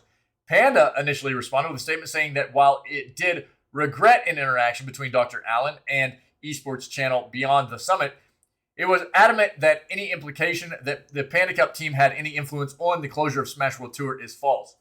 Following the publication of Smash World Tour's allegations and Panda's initial response, a number of Smash Brothers competitors who were signed to Panda announced they were leaving. Of the 5 Smash Brothers roster players listed on Panda's website, 3 have now quit.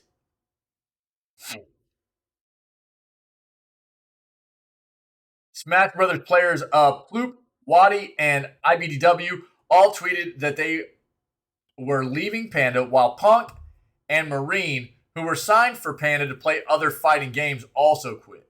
I'm quitting Panda, Ploop wrote. I've truly enjoyed my time there, and they treated me well. I know that at a certain point they had the community best interest in mind. I just don't think I can support them anymore.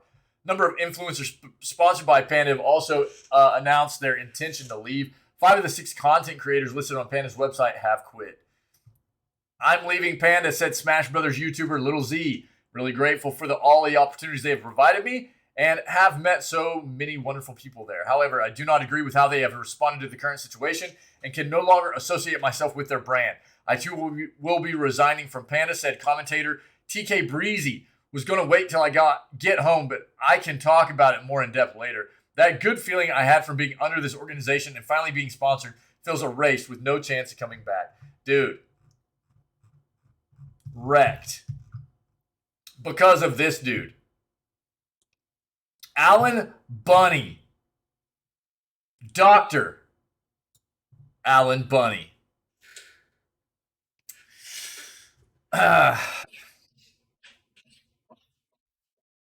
Golf clap. Great job, buddy. You know,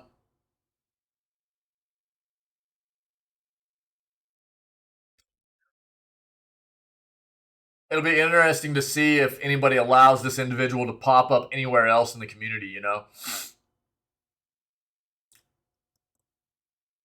Dude, what?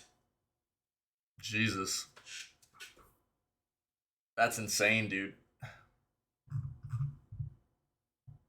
Xavier, that's bonkers, man. The best indie hidden gems of 2022. 10 excellent games you can't miss.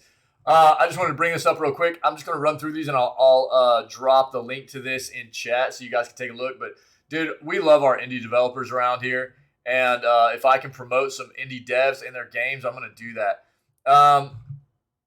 Neon White is supposed to be amazing. We have community members that have played this game. Shout out to Pinky. And have loved this title, especially if you're into speedrunning. This is a game for you. Oh, yeah. I respect the crap out of that, Xavier. Yeah. Looks like Fortnite. You look like Fortnite, dude. What's up, Wick? Teardown. I haven't heard about this. Oh, yeah, I have. Puzzle action hybrid. Pulling off heists by planning out and building the perfect path around a small map. Executing it with a short time limit. What's up, Wick? How are you, dude? Ollie World. Yeah, this looks dope. Really pretty. 2D skateboarding game. Getting the best times on exciting and treacherous levels. Shout out at Pinky. Yeah, dude. Rogue Legacy 2. I've only played Rogue Legacy 1, but 2 is supposed to be even better than the first one. The first one was a lot of fun. So, roguelite, platformer kind of game. Nobody Saves the World. This is from...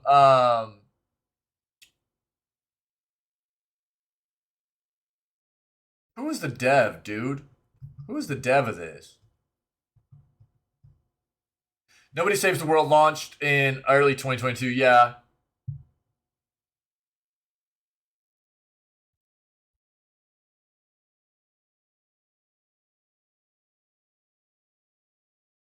Main gimmicks players can transform in various forms, all of which come with unique abilities that can give the player an edge in certain combat situations.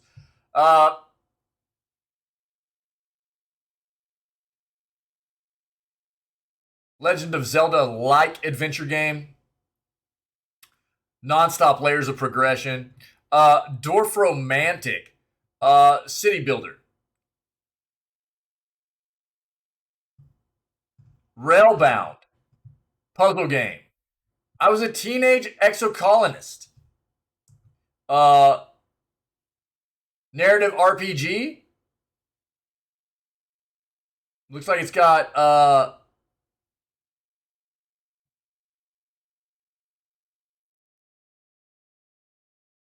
yeah, each significant memory of this 10-year-old child that you control or life milestone they encounter is immortalized as a card, which is slotted into a deck that represents their life. So it's a card game, man, where it's got like a story to it, and as you play through the story, you get games that or cards that become part of your deck based on your memories and experiences and stuff. That's kind of wild. Endling Extinction is Forever. Game about a fox and three cubs. It's going to be trying to survive in a post-apocalyptic world. And Tinykin.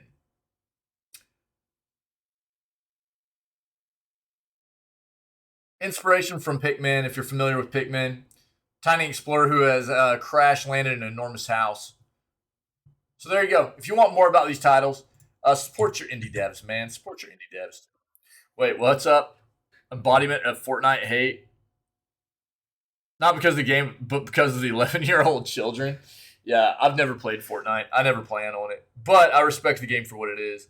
You know? It's iconic. It's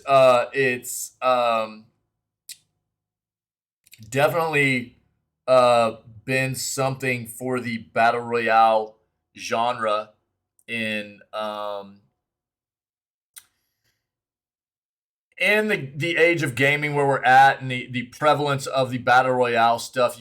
There are a number of games that have really shined a light on making that genre popular, and you cannot deny the fact that Fortnite is a very well done, very popular title, and they do what they do very well. You can't deny that. It's not my jam, dude. It doesn't appeal to me, but I respect it for what it is. PUBG Battlegrounds is going to launch on Epic. All right. So the global online game platformer Epic Game Store is going to be bringing in PUBG Battlegrounds. Players can start playing the game through Epic Game Store on December 8th at 1 a.m. CET. The game will be available to pre-download on the store page before the official launch after the live server maintenance concludes. All right. From early access to becoming free to play, PUBG Battlegrounds has always encouraged all types of players with diverse gaming backgrounds to try their hand at securing the iconic winner chicken dinner across PC and console platforms. Now it's coming to Epic Game Store. All right. So December 8th, PUBG coming to Epic Game Store if interested. Season 2 for Modern Warfare 2 revealed. Wick. You still been playing Modern Warfare, buddy? You still been playing the Modern Warfare 2, dude? Yeah. I mean, I don't know.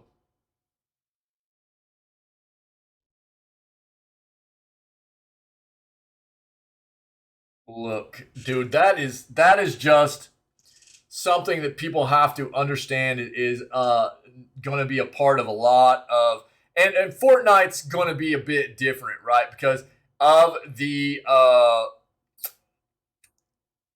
it appeals to a younger audience. It appeals to a younger audience with the animation style and stuff like that, you know, and what it is. It appeals to a younger audience. So I think anybody that's planning on getting into Fortnite or any kind of game that is similar, you've got to expect online live service games in that realm to have a good amount of kind of adolescence toxicity in it. You know what I mean? It's like, that's just going to be there, dude. That's just going to be there. And Does it suck? Yeah. Yeah.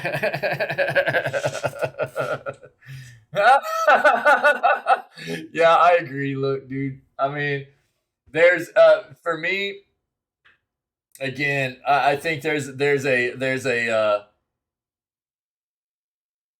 big difference between competitive banter, and I don't see anything wrong with some competitive banter. But there is something wrong when it crosses that line into hate speech and discrimination and promoting, getting people to, commit self violence or whatever. There's a fine line, and I think developers are taking note nowadays, trying to do a better job at finding ways to keep people from being part of those communities that cross that line, So I agree with you, but I don't see anything wrong with a little bit of competitive banter. I think anybody that has done any kind of online gaming has to understand that you got to have a little bit of some thick skin, dude, because you're going to win and you're going to lose. And when you lose, there are going to be people that rub it in your face, man. You just got to learn how to roll with it. You got to take those punches sometimes and get good and turn it around on those people. Use it to your advantage. And but I do think that it's not acceptable for people to cross the line into what I was talking about. The hate speech, discrimination, things like that. That's not acceptable. It shouldn't be done. Yeah.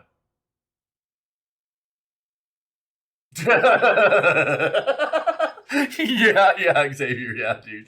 Yeah, no doubt, no doubt. Season 2 for Modern Warfare 2 revealed. Starting in the month of February, well, I mean, I hope that you're not having long-standing issues from that, Sucky people suck, dude. Starting in the month of February, Season 2 for Modern Warfare 2 and Warzone 2.0 will deliver all new offerings for players, ushering in major updates, new cosmetics, and content kicking off the new year. Modern Warfare 2 appears to be harboring back to the classics for Season 2.0, welcoming back World at War's favored castle map, alongside the return of Warcom operator Ronin, featured from Call of Duty Modern Warfare, the face of Modern Warfare 2's expected season. Yeah. Right now, not an awful lot is known in regards to the expectations for Season 2, though as we approach the new year, official information should begin to surface concerning a roadmap and what to expect. By now, fans are already knee-deep in Modern Warfare's Season 1 update, so this should come as only a tease of what's in store. Although we are a ways from Infinity Ward's new season of content, MW2's offerings throughout the next few months should suffice with the release of the Season 1 Reloaded update, scheduled to arrive on December 14th. It'll be Warzone 2.0's first major update after its November 16th release. The update will also bring Raid's new 3-player cooperative mode, branching out Modern Warfare 2's story. So there you go.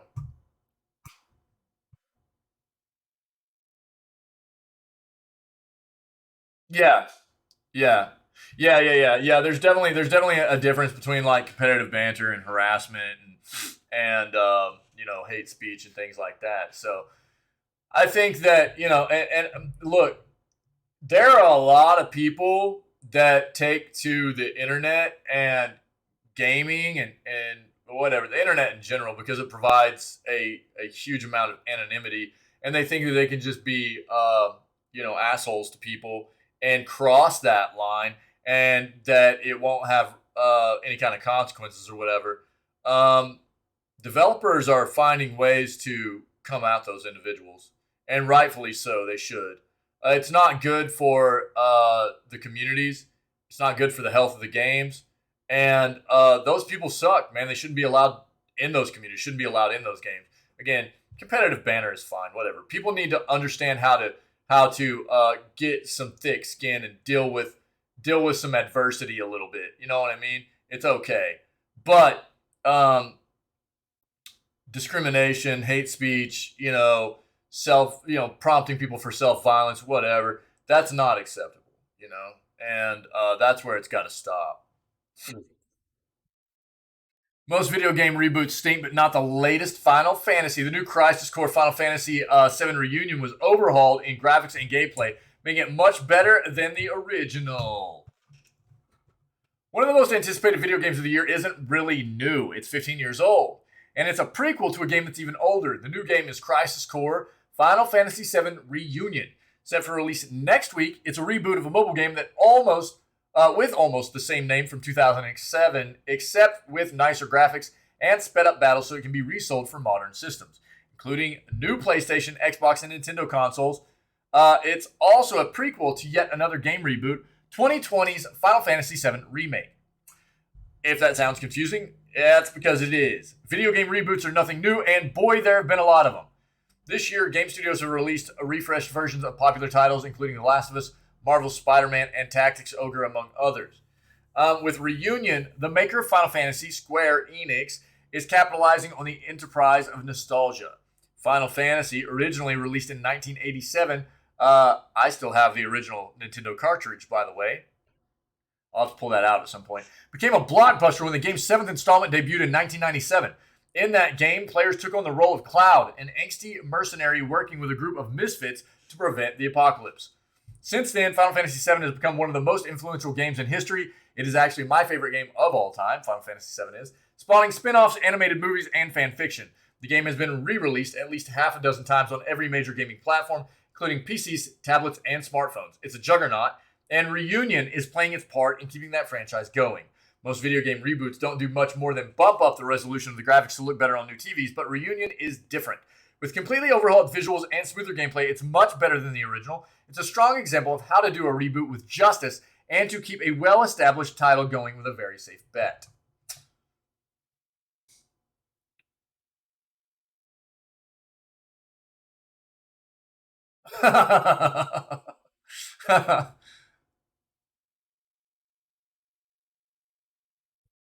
I finished Reunion last week after playing part of the original Crisis Core. The changes in the battles and visuals transformed the game from a so-so installment to a must-play episode of Final Fantasy, whose cachet in the gaming world rivals that of Star Wars in pop culture. To put it another way, Reunion is Final Fantasy's Rogue One, the prequel we deserve. Reunion is also an extreme approach to a remaster, which is video game parlance for an old game whose graphics have been scaled to look better on new TVs. Since Square originally released Crisis Core for a mobile gaming device, the obsolete PlayStation Portable, the graphics had to be redone for modern systems. Yeah. The producers took an extra step to fix the most annoying aspect of the original, the battle system, to make progressing through the game more fast-paced and fun. That's a smarter fix in an era where people have unlimited options for other stuff to do if they get bored with a video game. Otherwise, the story was left intact, including a script carried by voice actors.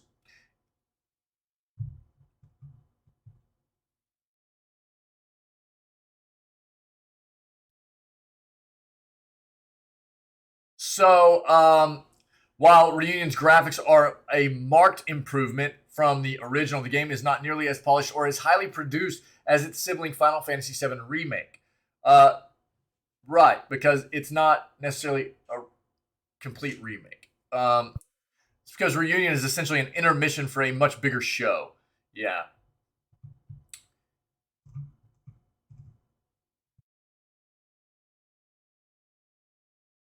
This is pretty long. I think that's the gist. In the end, it took me about 18 hours to complete the game. That's good for people to know. Had fun. My chief complaint is the game was too easy. Suck. After completing a small number of optimal missions, players will find themselves overpowered and vanquishing the game's main villains in a few effortless blows. If you want to read the rest of this, I'll put it in chat, okay? Savior, all right, buddy. Yeah. Yeah, I mean, I think that what you were saying, a couple of... sorry, I was in the middle of reading that segment, but, you know, talking about one of your friends got bullied heavily online on Fortnite, went insanely upset, probably incredibly depressed about it, you know.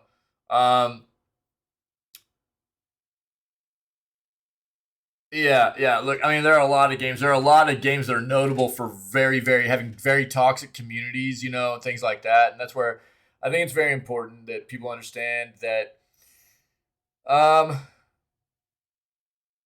Again, competitive banter is not a bad thing, but it's crossing the line that's bad because there are always people out there that are already dealing with a lot of issues, and ultimately, video games are where people go to release you know, their daily anxieties and stressors. They go to play video games to kind of relax and chill out. And whenever people cross that line, it's no longer giving people that release. What it's doing is adding to that anxiety. And you never know what people on the other end are dealing with. Their life situations, their depressions, and things like that. And that's why crossing that line into prompting people for self-harm or discrimination or hate speech, whatever, it can really send people over the edge because that's quite often what people are dealing with in real life on a day-to-day basis, and they're going to video games to escape that. So whenever they go to video games to escape that, and then they ultimately end up facing that even in the the video game communities as well, it ends up pushing a lot of people over the edge, which sucks because I want people to be able to enjoy the universe that I love so much, which is video games, and not have to deal with the stressors, the anxieties that they're dealing with in real life, because that's what video games are supposed to be. They're supposed to be fun. And again, competitive banter is a different thing. If you're in a competitive game and you're playing a competitive game, you have to understand and prepare for the fact that there's going to be some of that. It just shouldn't cross that line. EA confirms 3 more game shutdowns for 2023.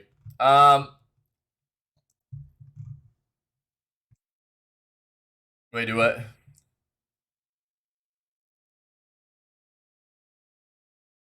Oh, yeah, most people do, actually, Most people do have some kind of even if they don't outwardly express it, a lot of people have issues with their own appearance, right? The issues with self-confidence about their own appearance, things like that. And that's natural. That's natural. But it does affect a lot of people, right? Yeah. I I've got to admit, I always find it funny whenever people have TTV in their name. What I usually want to do is be like, yo, what's TTV? Whenever I'm in a game with somebody, because I'm streaming all the time too. But and I understand why they do it for everybody's trying to increase viewership and stuff, and I understand why people do it. I just find it funny because I don't have it in my name, so whenever I get into a multiplayer game and somebody has it in their name, I want to get on comms and be like, yo, what's TTV mean? And just act like I don't have any idea and have them explain it to me,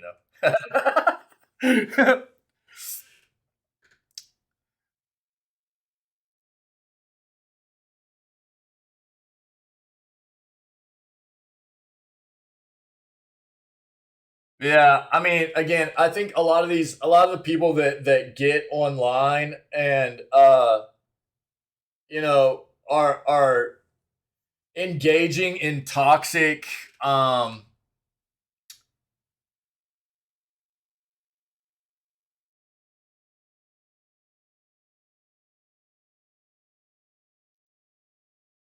of interactions and things like that cross the line. Those are individuals that haven't had any kind of beat down in life, or they're projecting their own insecurities on other people, right?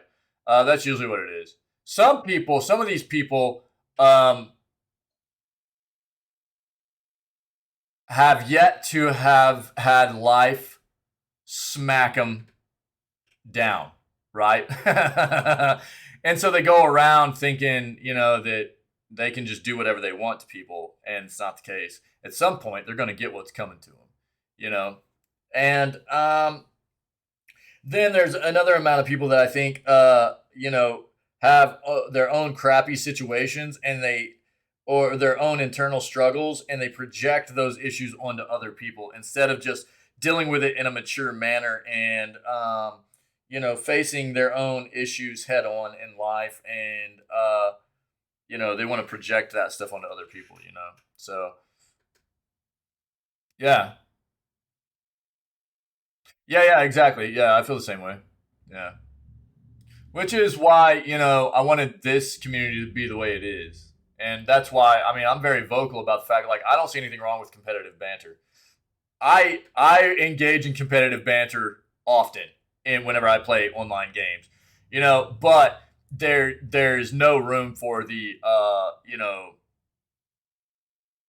crossing that line. It's just not there, And that's why I wanted this place to be the kind of place it is. And I'm very fortunate that the people that show up here and are a part of this community are the kinds of people they are. We laugh. We have a really good time.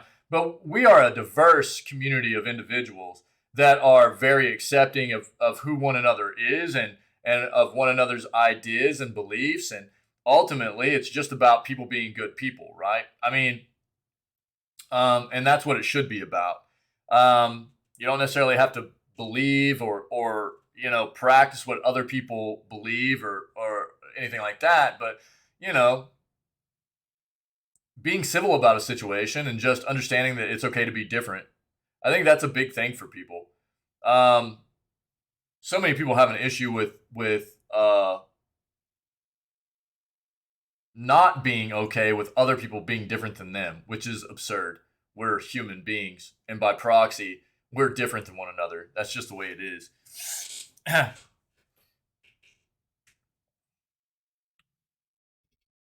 That's some of it. Being heavily egotistic. Some of it.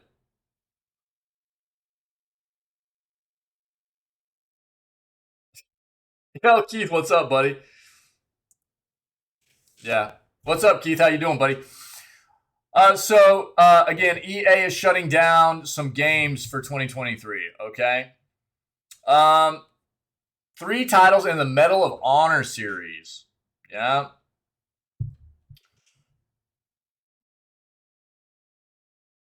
So, February 16th, I'm not going to read all this because it's kind of just not worth. This is the what people need to know. February 16th of this coming year. Medal of Honor Airborne, and Medal of Honor Warfighter will all be shut down with their online services.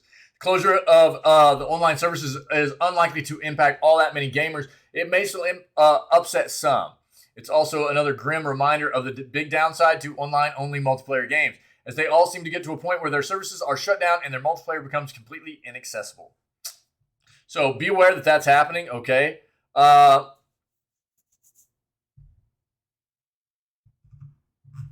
If you are still playing or were wanting to play Medal of Honor, get that gameplay in there for these 3 titles because they're going to be shutting down the middle of February. All right.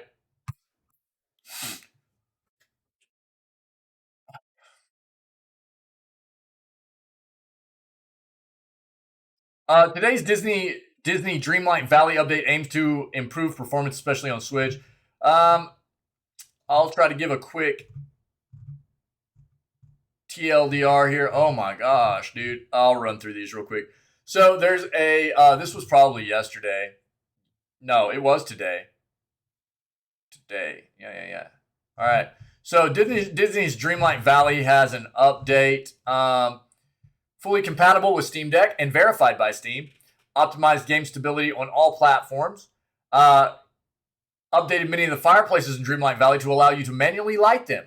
Christoph has expanded inventory of his stall to include a wider range of items. Improved wood distribution across all biomes.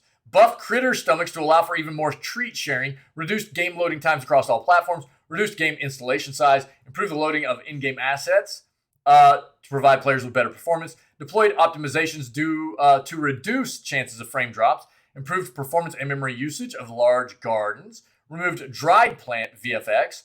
Optimized various VFX to improve game performance.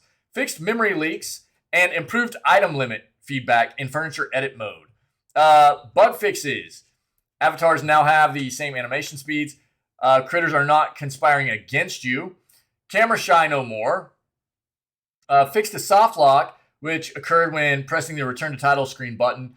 Collection menu now updates correctly when new resources are collected.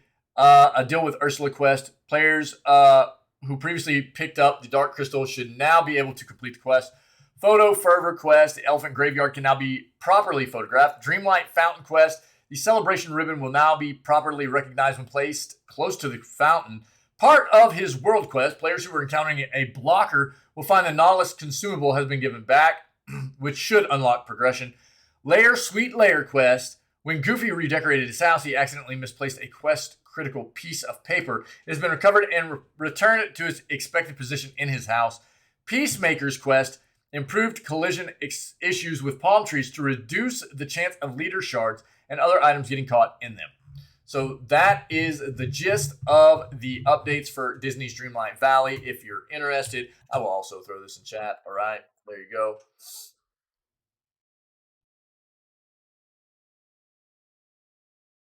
Well, yeah, I mean, that's me too, really. But there are people out there that love Disney, right? So, there are going to be people out there, yeah. And to each their own, you know? Hogwarts Legacy's latest video gives an insight into the game's music. All the major titles from 2022 have released. Now, players are looking forward to the ones coming in 2023, with Hogwarts Legacy being the top contender, one of, as it brings the players back to the Harry Potter-led universe. The RPG title allows players to create their character in an open-world action game as they set afoot in a perilous journey in the magical wizarding world. Warner Brothers Games has provided the players an insight into the theme, gameplay, and other details about the game. Through trailers and demos, they have now come up with a Hogwarts Legacy music video that not only showcases a brief amount of gameplay, but also the type of music and score players can expect in the upcoming game. Along with the music, the developers have also showcased the Hogwarts School of Witchcraft and Wizardry, Hogsmeade, and other explorable areas in the game. The score really brings the mystical feeling that players would expect from a game like Hogwarts Legacy. Also showcase various moments that players might come across when playing through the story. Let's take a look.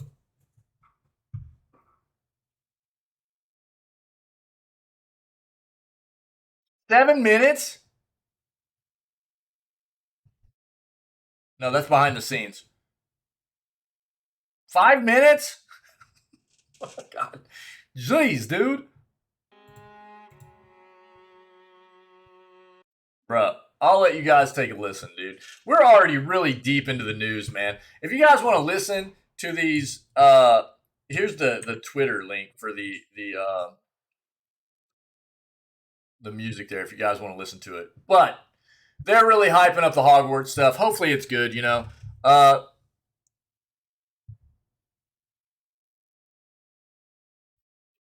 Dude, I don't even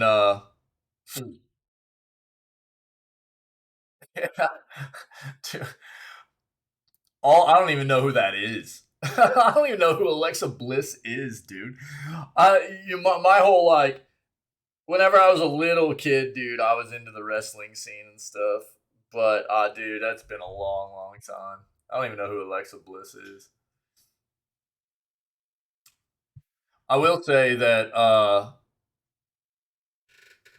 our buddy Gabs made a pretty funny little gif of me with The Rock in it, though. It was pretty funny. It's on the Discord page. It's pinned on the main page of the Discord channel if anybody wants to see it. Star Wars Jedi Survivor release date apparently revealed. The Steam page has apparently revealed the release date for Star Wars Jedi Survivor, the upcoming sequel to 2019's rather good Star Wars Jedi Fallen Order. According to the Steam page, we can expect the action-adventure title to launch in March.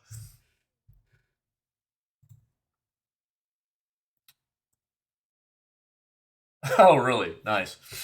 Seems about right. So she's like wrestling's Karen. Is that wrestling's Karen? That's who Alexa Bliss is. According to the Steam page, we can expect the action adventure title to launch in March. Check it out.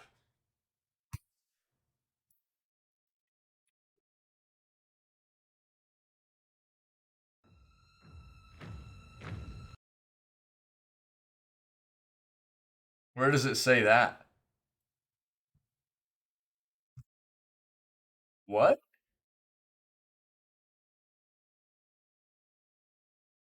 What?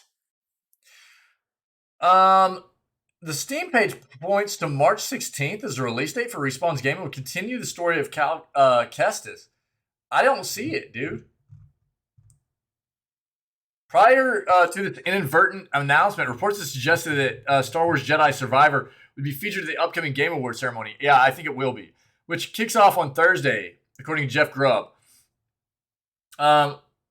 Looks like these rumors were correct.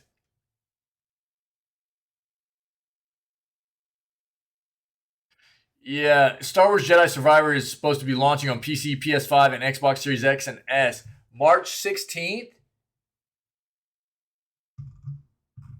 Where is it? I'm not seeing that on Steam, though.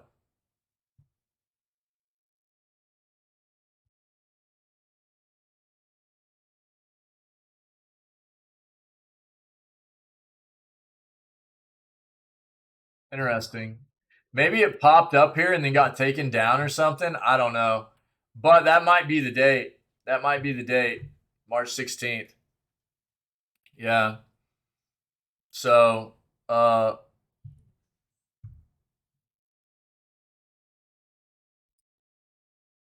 might be a little over the line there.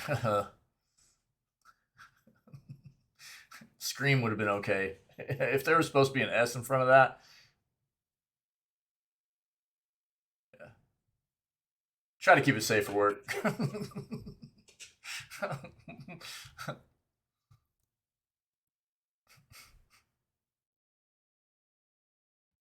So we'll see for sure. It looks like maybe a date was put up here for just a bit that showed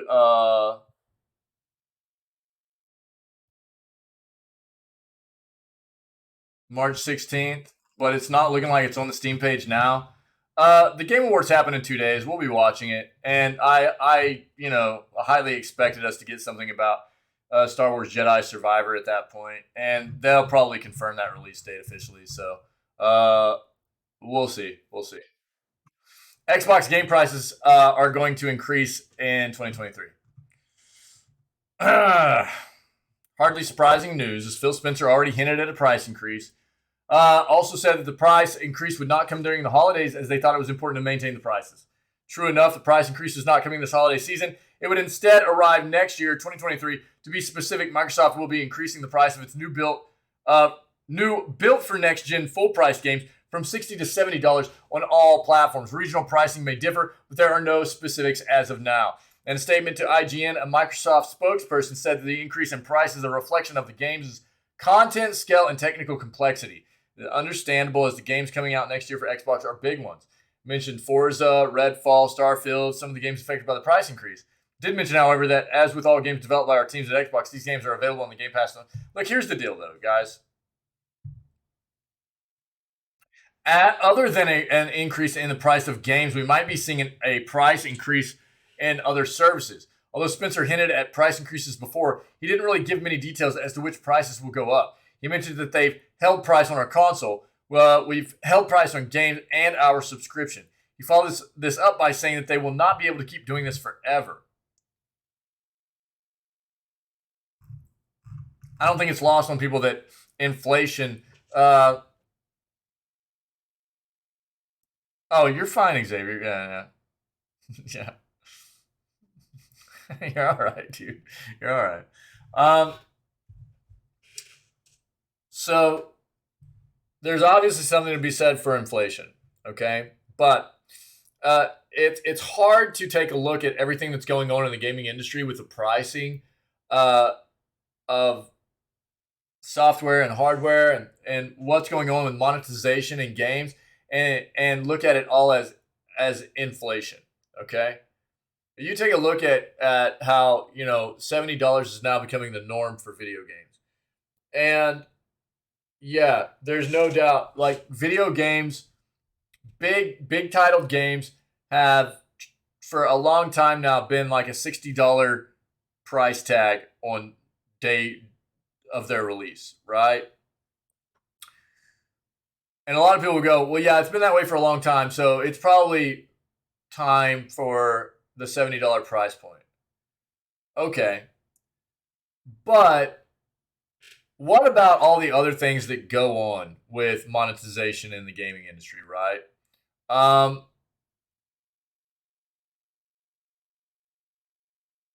Because usually, like, you go pay $70, like they want you paying $70 a pop for a game on day one release now, and then it's like what, you pay $70. Then there's also a microtransaction shop in the game, right?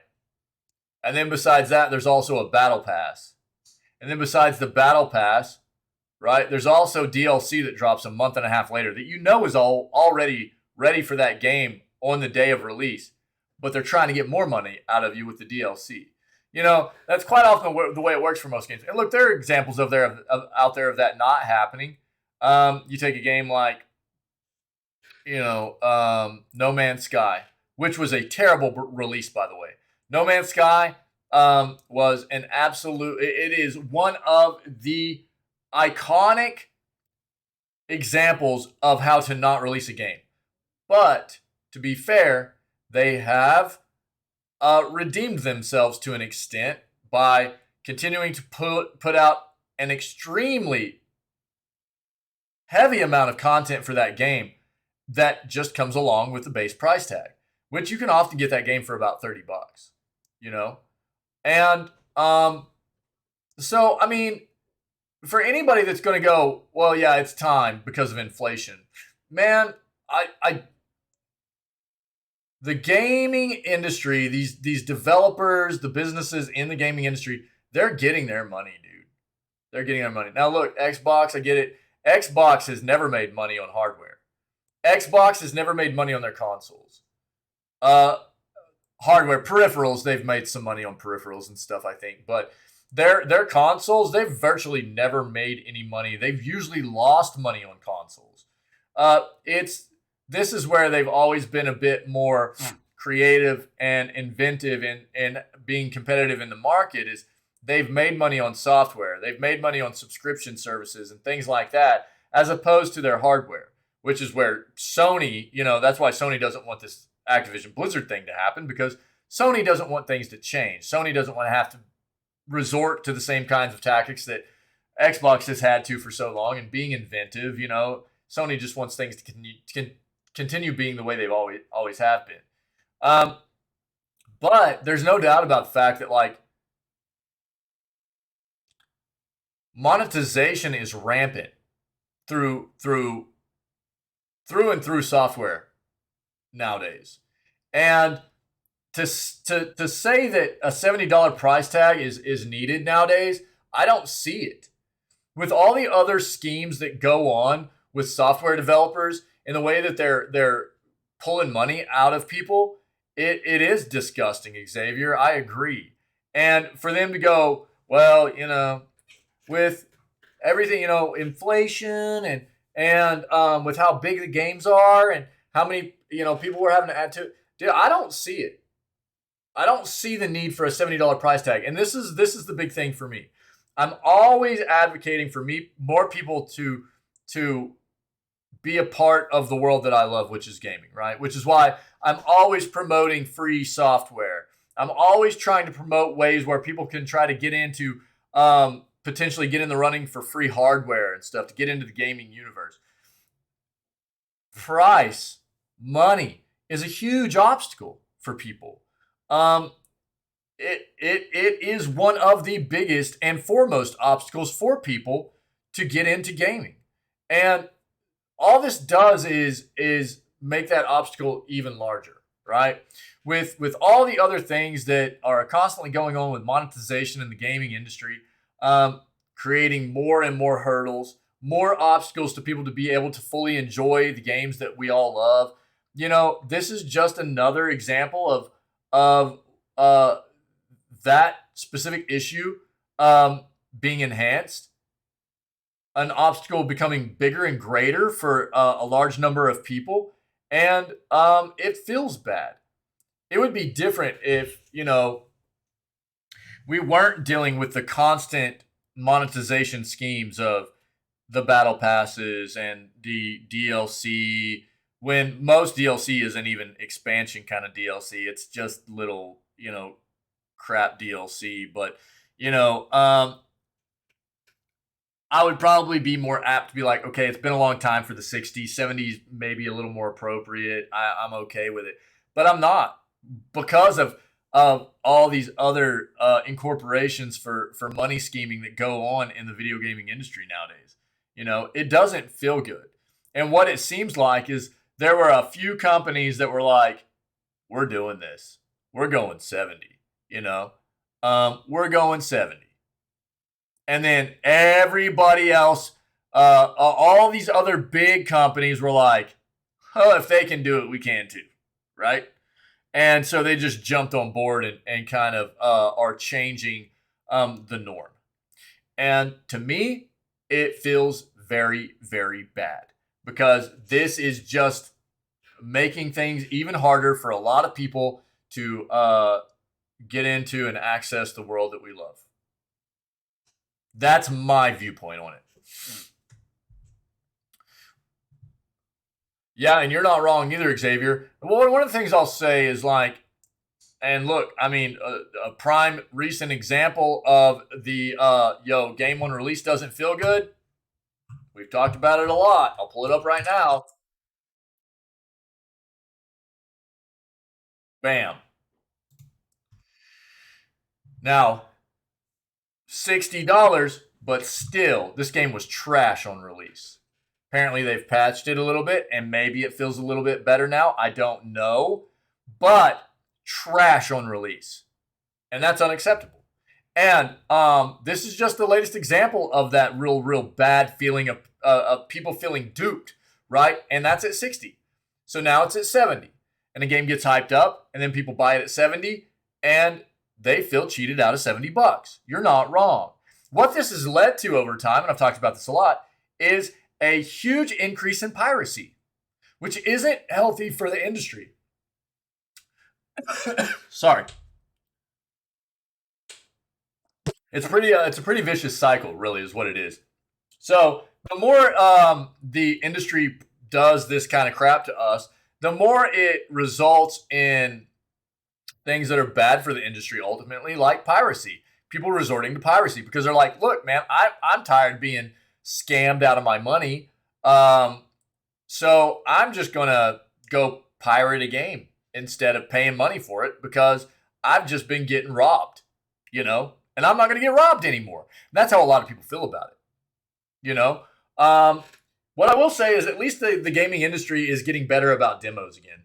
That's one of the things we've seen become much more prevalent recently that had gone away for such a long time as demos. Which a demo isn't necessarily always going to be a great final example of what you're going to experience in a game, but at least it's something. So that's one of the reasons demos have become such a prevalent thing in the gaming industry again, is because I think a lot of the developers have started to realize exactly what I was just talking about, But I was really, whenever Xbox and Phil Spencer came out initially and was like, look, we're not raising prices, I was like, thank you, man. Thank you. I'm so glad that you're sticking to your guns. You're not doing this. But then this article came out and Phil was like, well, we'll hold tight for now, but at the beginning of the year, we're probably going to increase. And I was like, crap. And here it is. So be prepared, people. Prices going up for all of Xbox's stuff too. Feels bad, dude. How to get 12 free Nintendo Switch games starting today. The holiday season is upon us, and Nintendo Switch owners can get some free gifts this month from publisher No Gravity Games. Starting today, any Switch user that owns any of the company's games will be able to claim a new free game every day for the next 12 days. Pirates All Aboard is currently discounted on the eShop for $2. It can also be obtained for free by signing up for the company's newsletter right here. Players that get that game today can immediately claim December 5th's free game. Bro, wait, when did this come out? Which is Exhorter. Okay. So far, only the next two games have been revealed. Graviter, December 6th, and Creepy Tail, December 7th. Here's the trailer for the promotion, okay?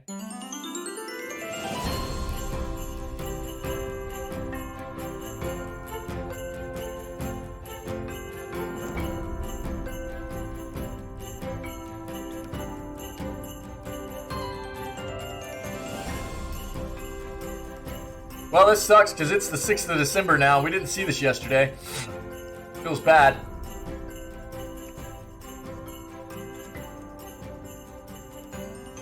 But we're only a day off right now, so you can still get in here and start grabbing these games every single day.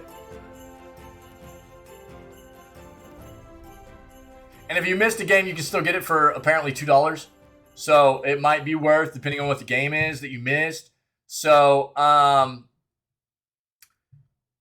unfortunately, we missed yesterday. I didn't know this was happening, but so I do apologize. But there's still, what,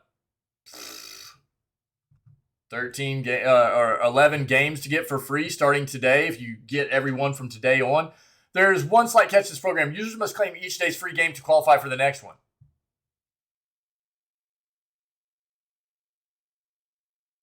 What this means is that Switch users that grab Exorder yesterday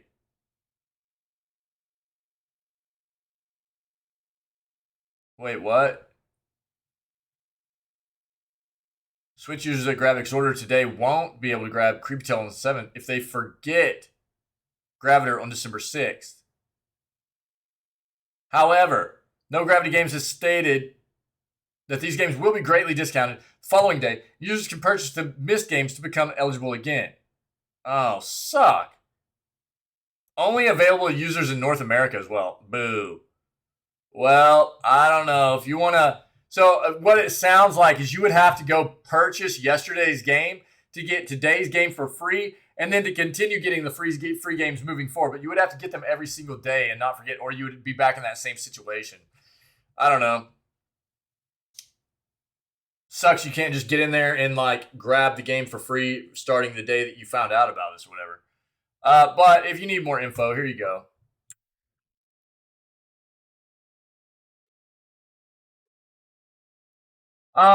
Overwatch 2 Ramatra impression survivable and deadly. We'd seen stuff about this character before it was officially released. Again, this is a tank, the new tank character for Overwatch 2. Has kind of a dual role. Can switch forms, if you will, to a more offensive role and a more defensive role, but is ultimately labeled as a tank character, right? There's no doubt in everyone's mind that the tank department is lacking a few characters. Upon the release of Overwatch 2, we did receive Junker Queen, who once was the most survivable tank on the roster until she got nerfed into oblivion. Now she's far less of a must-pick like the other survivable tanks like Roadhog or Orisa. And that's where Ramatra comes in. He's a big, beefy Omnic that clearly suited for the new meta of survivable tanks, which Blizzard seems to be leaning heavily into due to the swap from 6v6 to 5v5 from Overwatch 1 to Overwatch 2, right? For his main attack, he shoots a particle beam. It's fast reloading, long range, and relatively mid-tier damage. Don't expect to wipe either an enemy DPS or tank. It's more suited to irritating and building ult charge. For his skill abilities, we have Ravenous Vortex in Nemesis form. Ravenous Vortex launches a short-range ball of nanites that explodes on contact and deals a damage force field, similar to Sojourn. It's more of a supporting ability since it deals very low damage, but on the plus side, it'll pull enemies to the ground and slow their movement speed. If you can lock a support character in that and communicate with your team that they're slowed, you can then easily use this ability to start your push. Nemesis form is where things get interesting, and likely where we'll see the first nerf for Ramatra. For 8 seconds, Ramatra will transform into a much larger being and will play like a grounded Doomfist. His primary attack lets him deal short-range punches that have a sort of wave attack built in. While it has relatively low damage output, it also has a high rate of fire, very handy for dealing with squishies. As for his secondary attack, it's just a reworked Doomfist block. This ability lowers his movement speed and greatly reduces damage from the front. Also prevents headshot damage. He also gains 150 additional armor from 450 to 600 total health. To put it simply, this ability is heinous. If you hold block, you'll contest a point for what feels like forever, and that really enables him to become a survivable tank. It gets a lot crazier for him. His ultimate ability, Annihilation, puts him in Nemesis form and creates a zone of energy surrounding him. Operates exactly like Moria's attack does, in that it automatically locks onto targets and sticks to them. The only difference is that you don't need to be targeting anyone for it to deal damage. It will attack anyone that's nearby. You heard that right. It will target the entire enemy team if they're within range. Now, It also has a duration that the ability will stay active for, but that stays maintained for as long as you deal damage with his standard Nemesis form attacks. Oh, it also stays active if you're blocking and receiving damage. We tested this on Ilios in a huge firefight where everyone but Ramatra died, and he did not die. There was not nearly enough damage output in the world to eliminate him. It also doesn't help that he can be healed at a standard rate, meaning if you have a Mercy flying overhead or an Anna dealing him up from range, he will forever contest the point.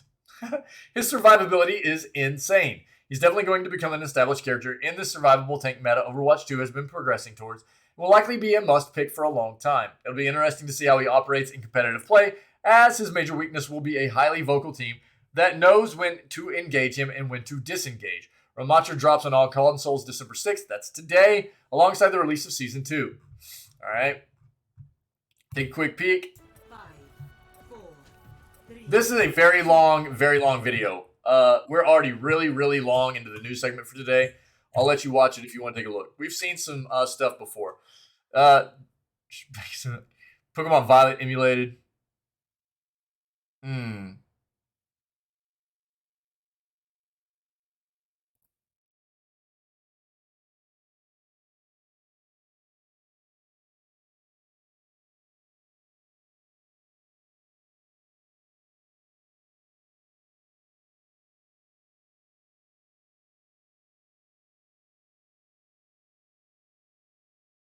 Yeah. Yeah, again, I mean, for me, like, the big thing for the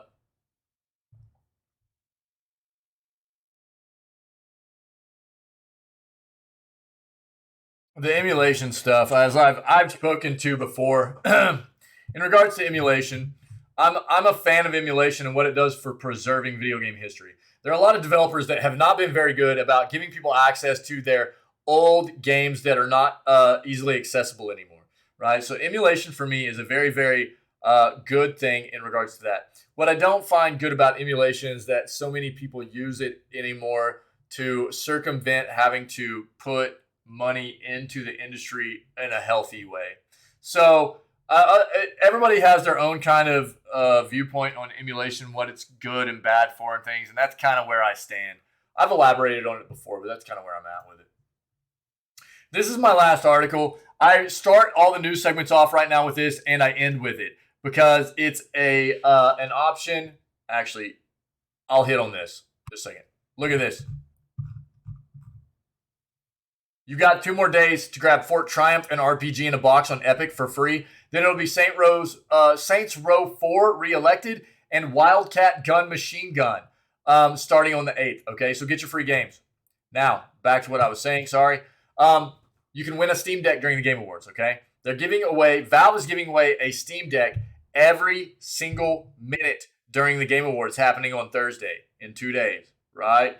So if you want to be in the running for a Steam Deck that is going to be giving away by Valve during the Game Awards, there are some requirements.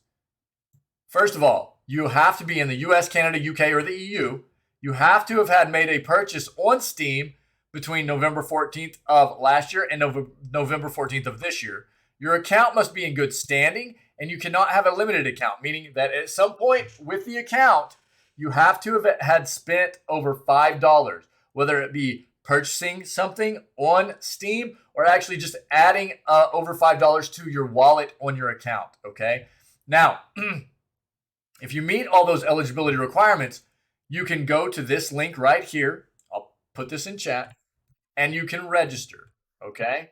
Register to be in the running for winning one of these. Now, the last thing you need to know is that you must be watching at this link. You must watch the Game Awards at this link, from what they say.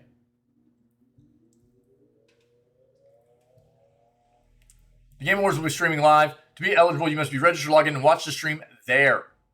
They say you have to watch there in order to win. So, we are going to be watching the Game Awards in this channel, okay? As a community, if you're in the running, I'm going to register, right? I'm going to register for the Steam Deck as well, And, you know, I would love for somebody in this community to be able to win one. It's supposed to be a great gaming piece of hardware. Get people into maybe PC gaming that haven't necessarily had a chance to dive into PC gaming, or anybody that's into PC gaming that just would really be able to benefit from some mobile gaming hardware. This is great. But we're going to watch it here in the channel on Thursday at the end of the stream. We're going to watch the Game Awards. And if you're interested in hanging out with the community, you can absolutely watch it here with us. And if you actually have to have this open to win, then you can like have the Game Awards open in like another tab through this link or on another device or whatever to make sure that you're still in the running, what have you. If that's something that you want to do, just know that, okay? That's what I've got, dude. It was a long news segment today, guys. I'm sorry, but there was a ton of news, man. There was a ton of news. And usually it's only about an hour and a half average of news stuff. Yesterday was a bit shorter. Today was a bit longer. So I apologize. But ultimately, it was good stuff, man. And I love going over the news. I love talking about the news with you guys. And I appreciate it. So everybody that was part of the news segment today, thank you very much. Everybody that's always part of this community, you guys are amazing. And I appreciate it very much for helping me to have such an amazing time doing what I do and for helping to create such an awesome place for all of us to be a part of. Thank you very much.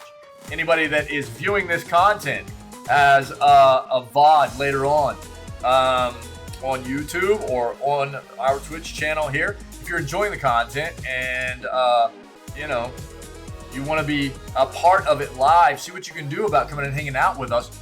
When we go live at 6 o'clock a.m. CST every single day, we start all of our streams off with video gaming news before we jump into whatever gaming content we have slated for the rest of the day, which today will be day 8 of Breath of the Wild, The Legend of Zelda Breath of the Wild Master Mode, okay? Other than that, you guys, stay healthy, stay safe, be kind. Have a great rest of your Tuesday. And we'll catch everybody tomorrow for December 7th edition of Video Gaming News and what will be December, or day 9 of Breath of the Wild. All right?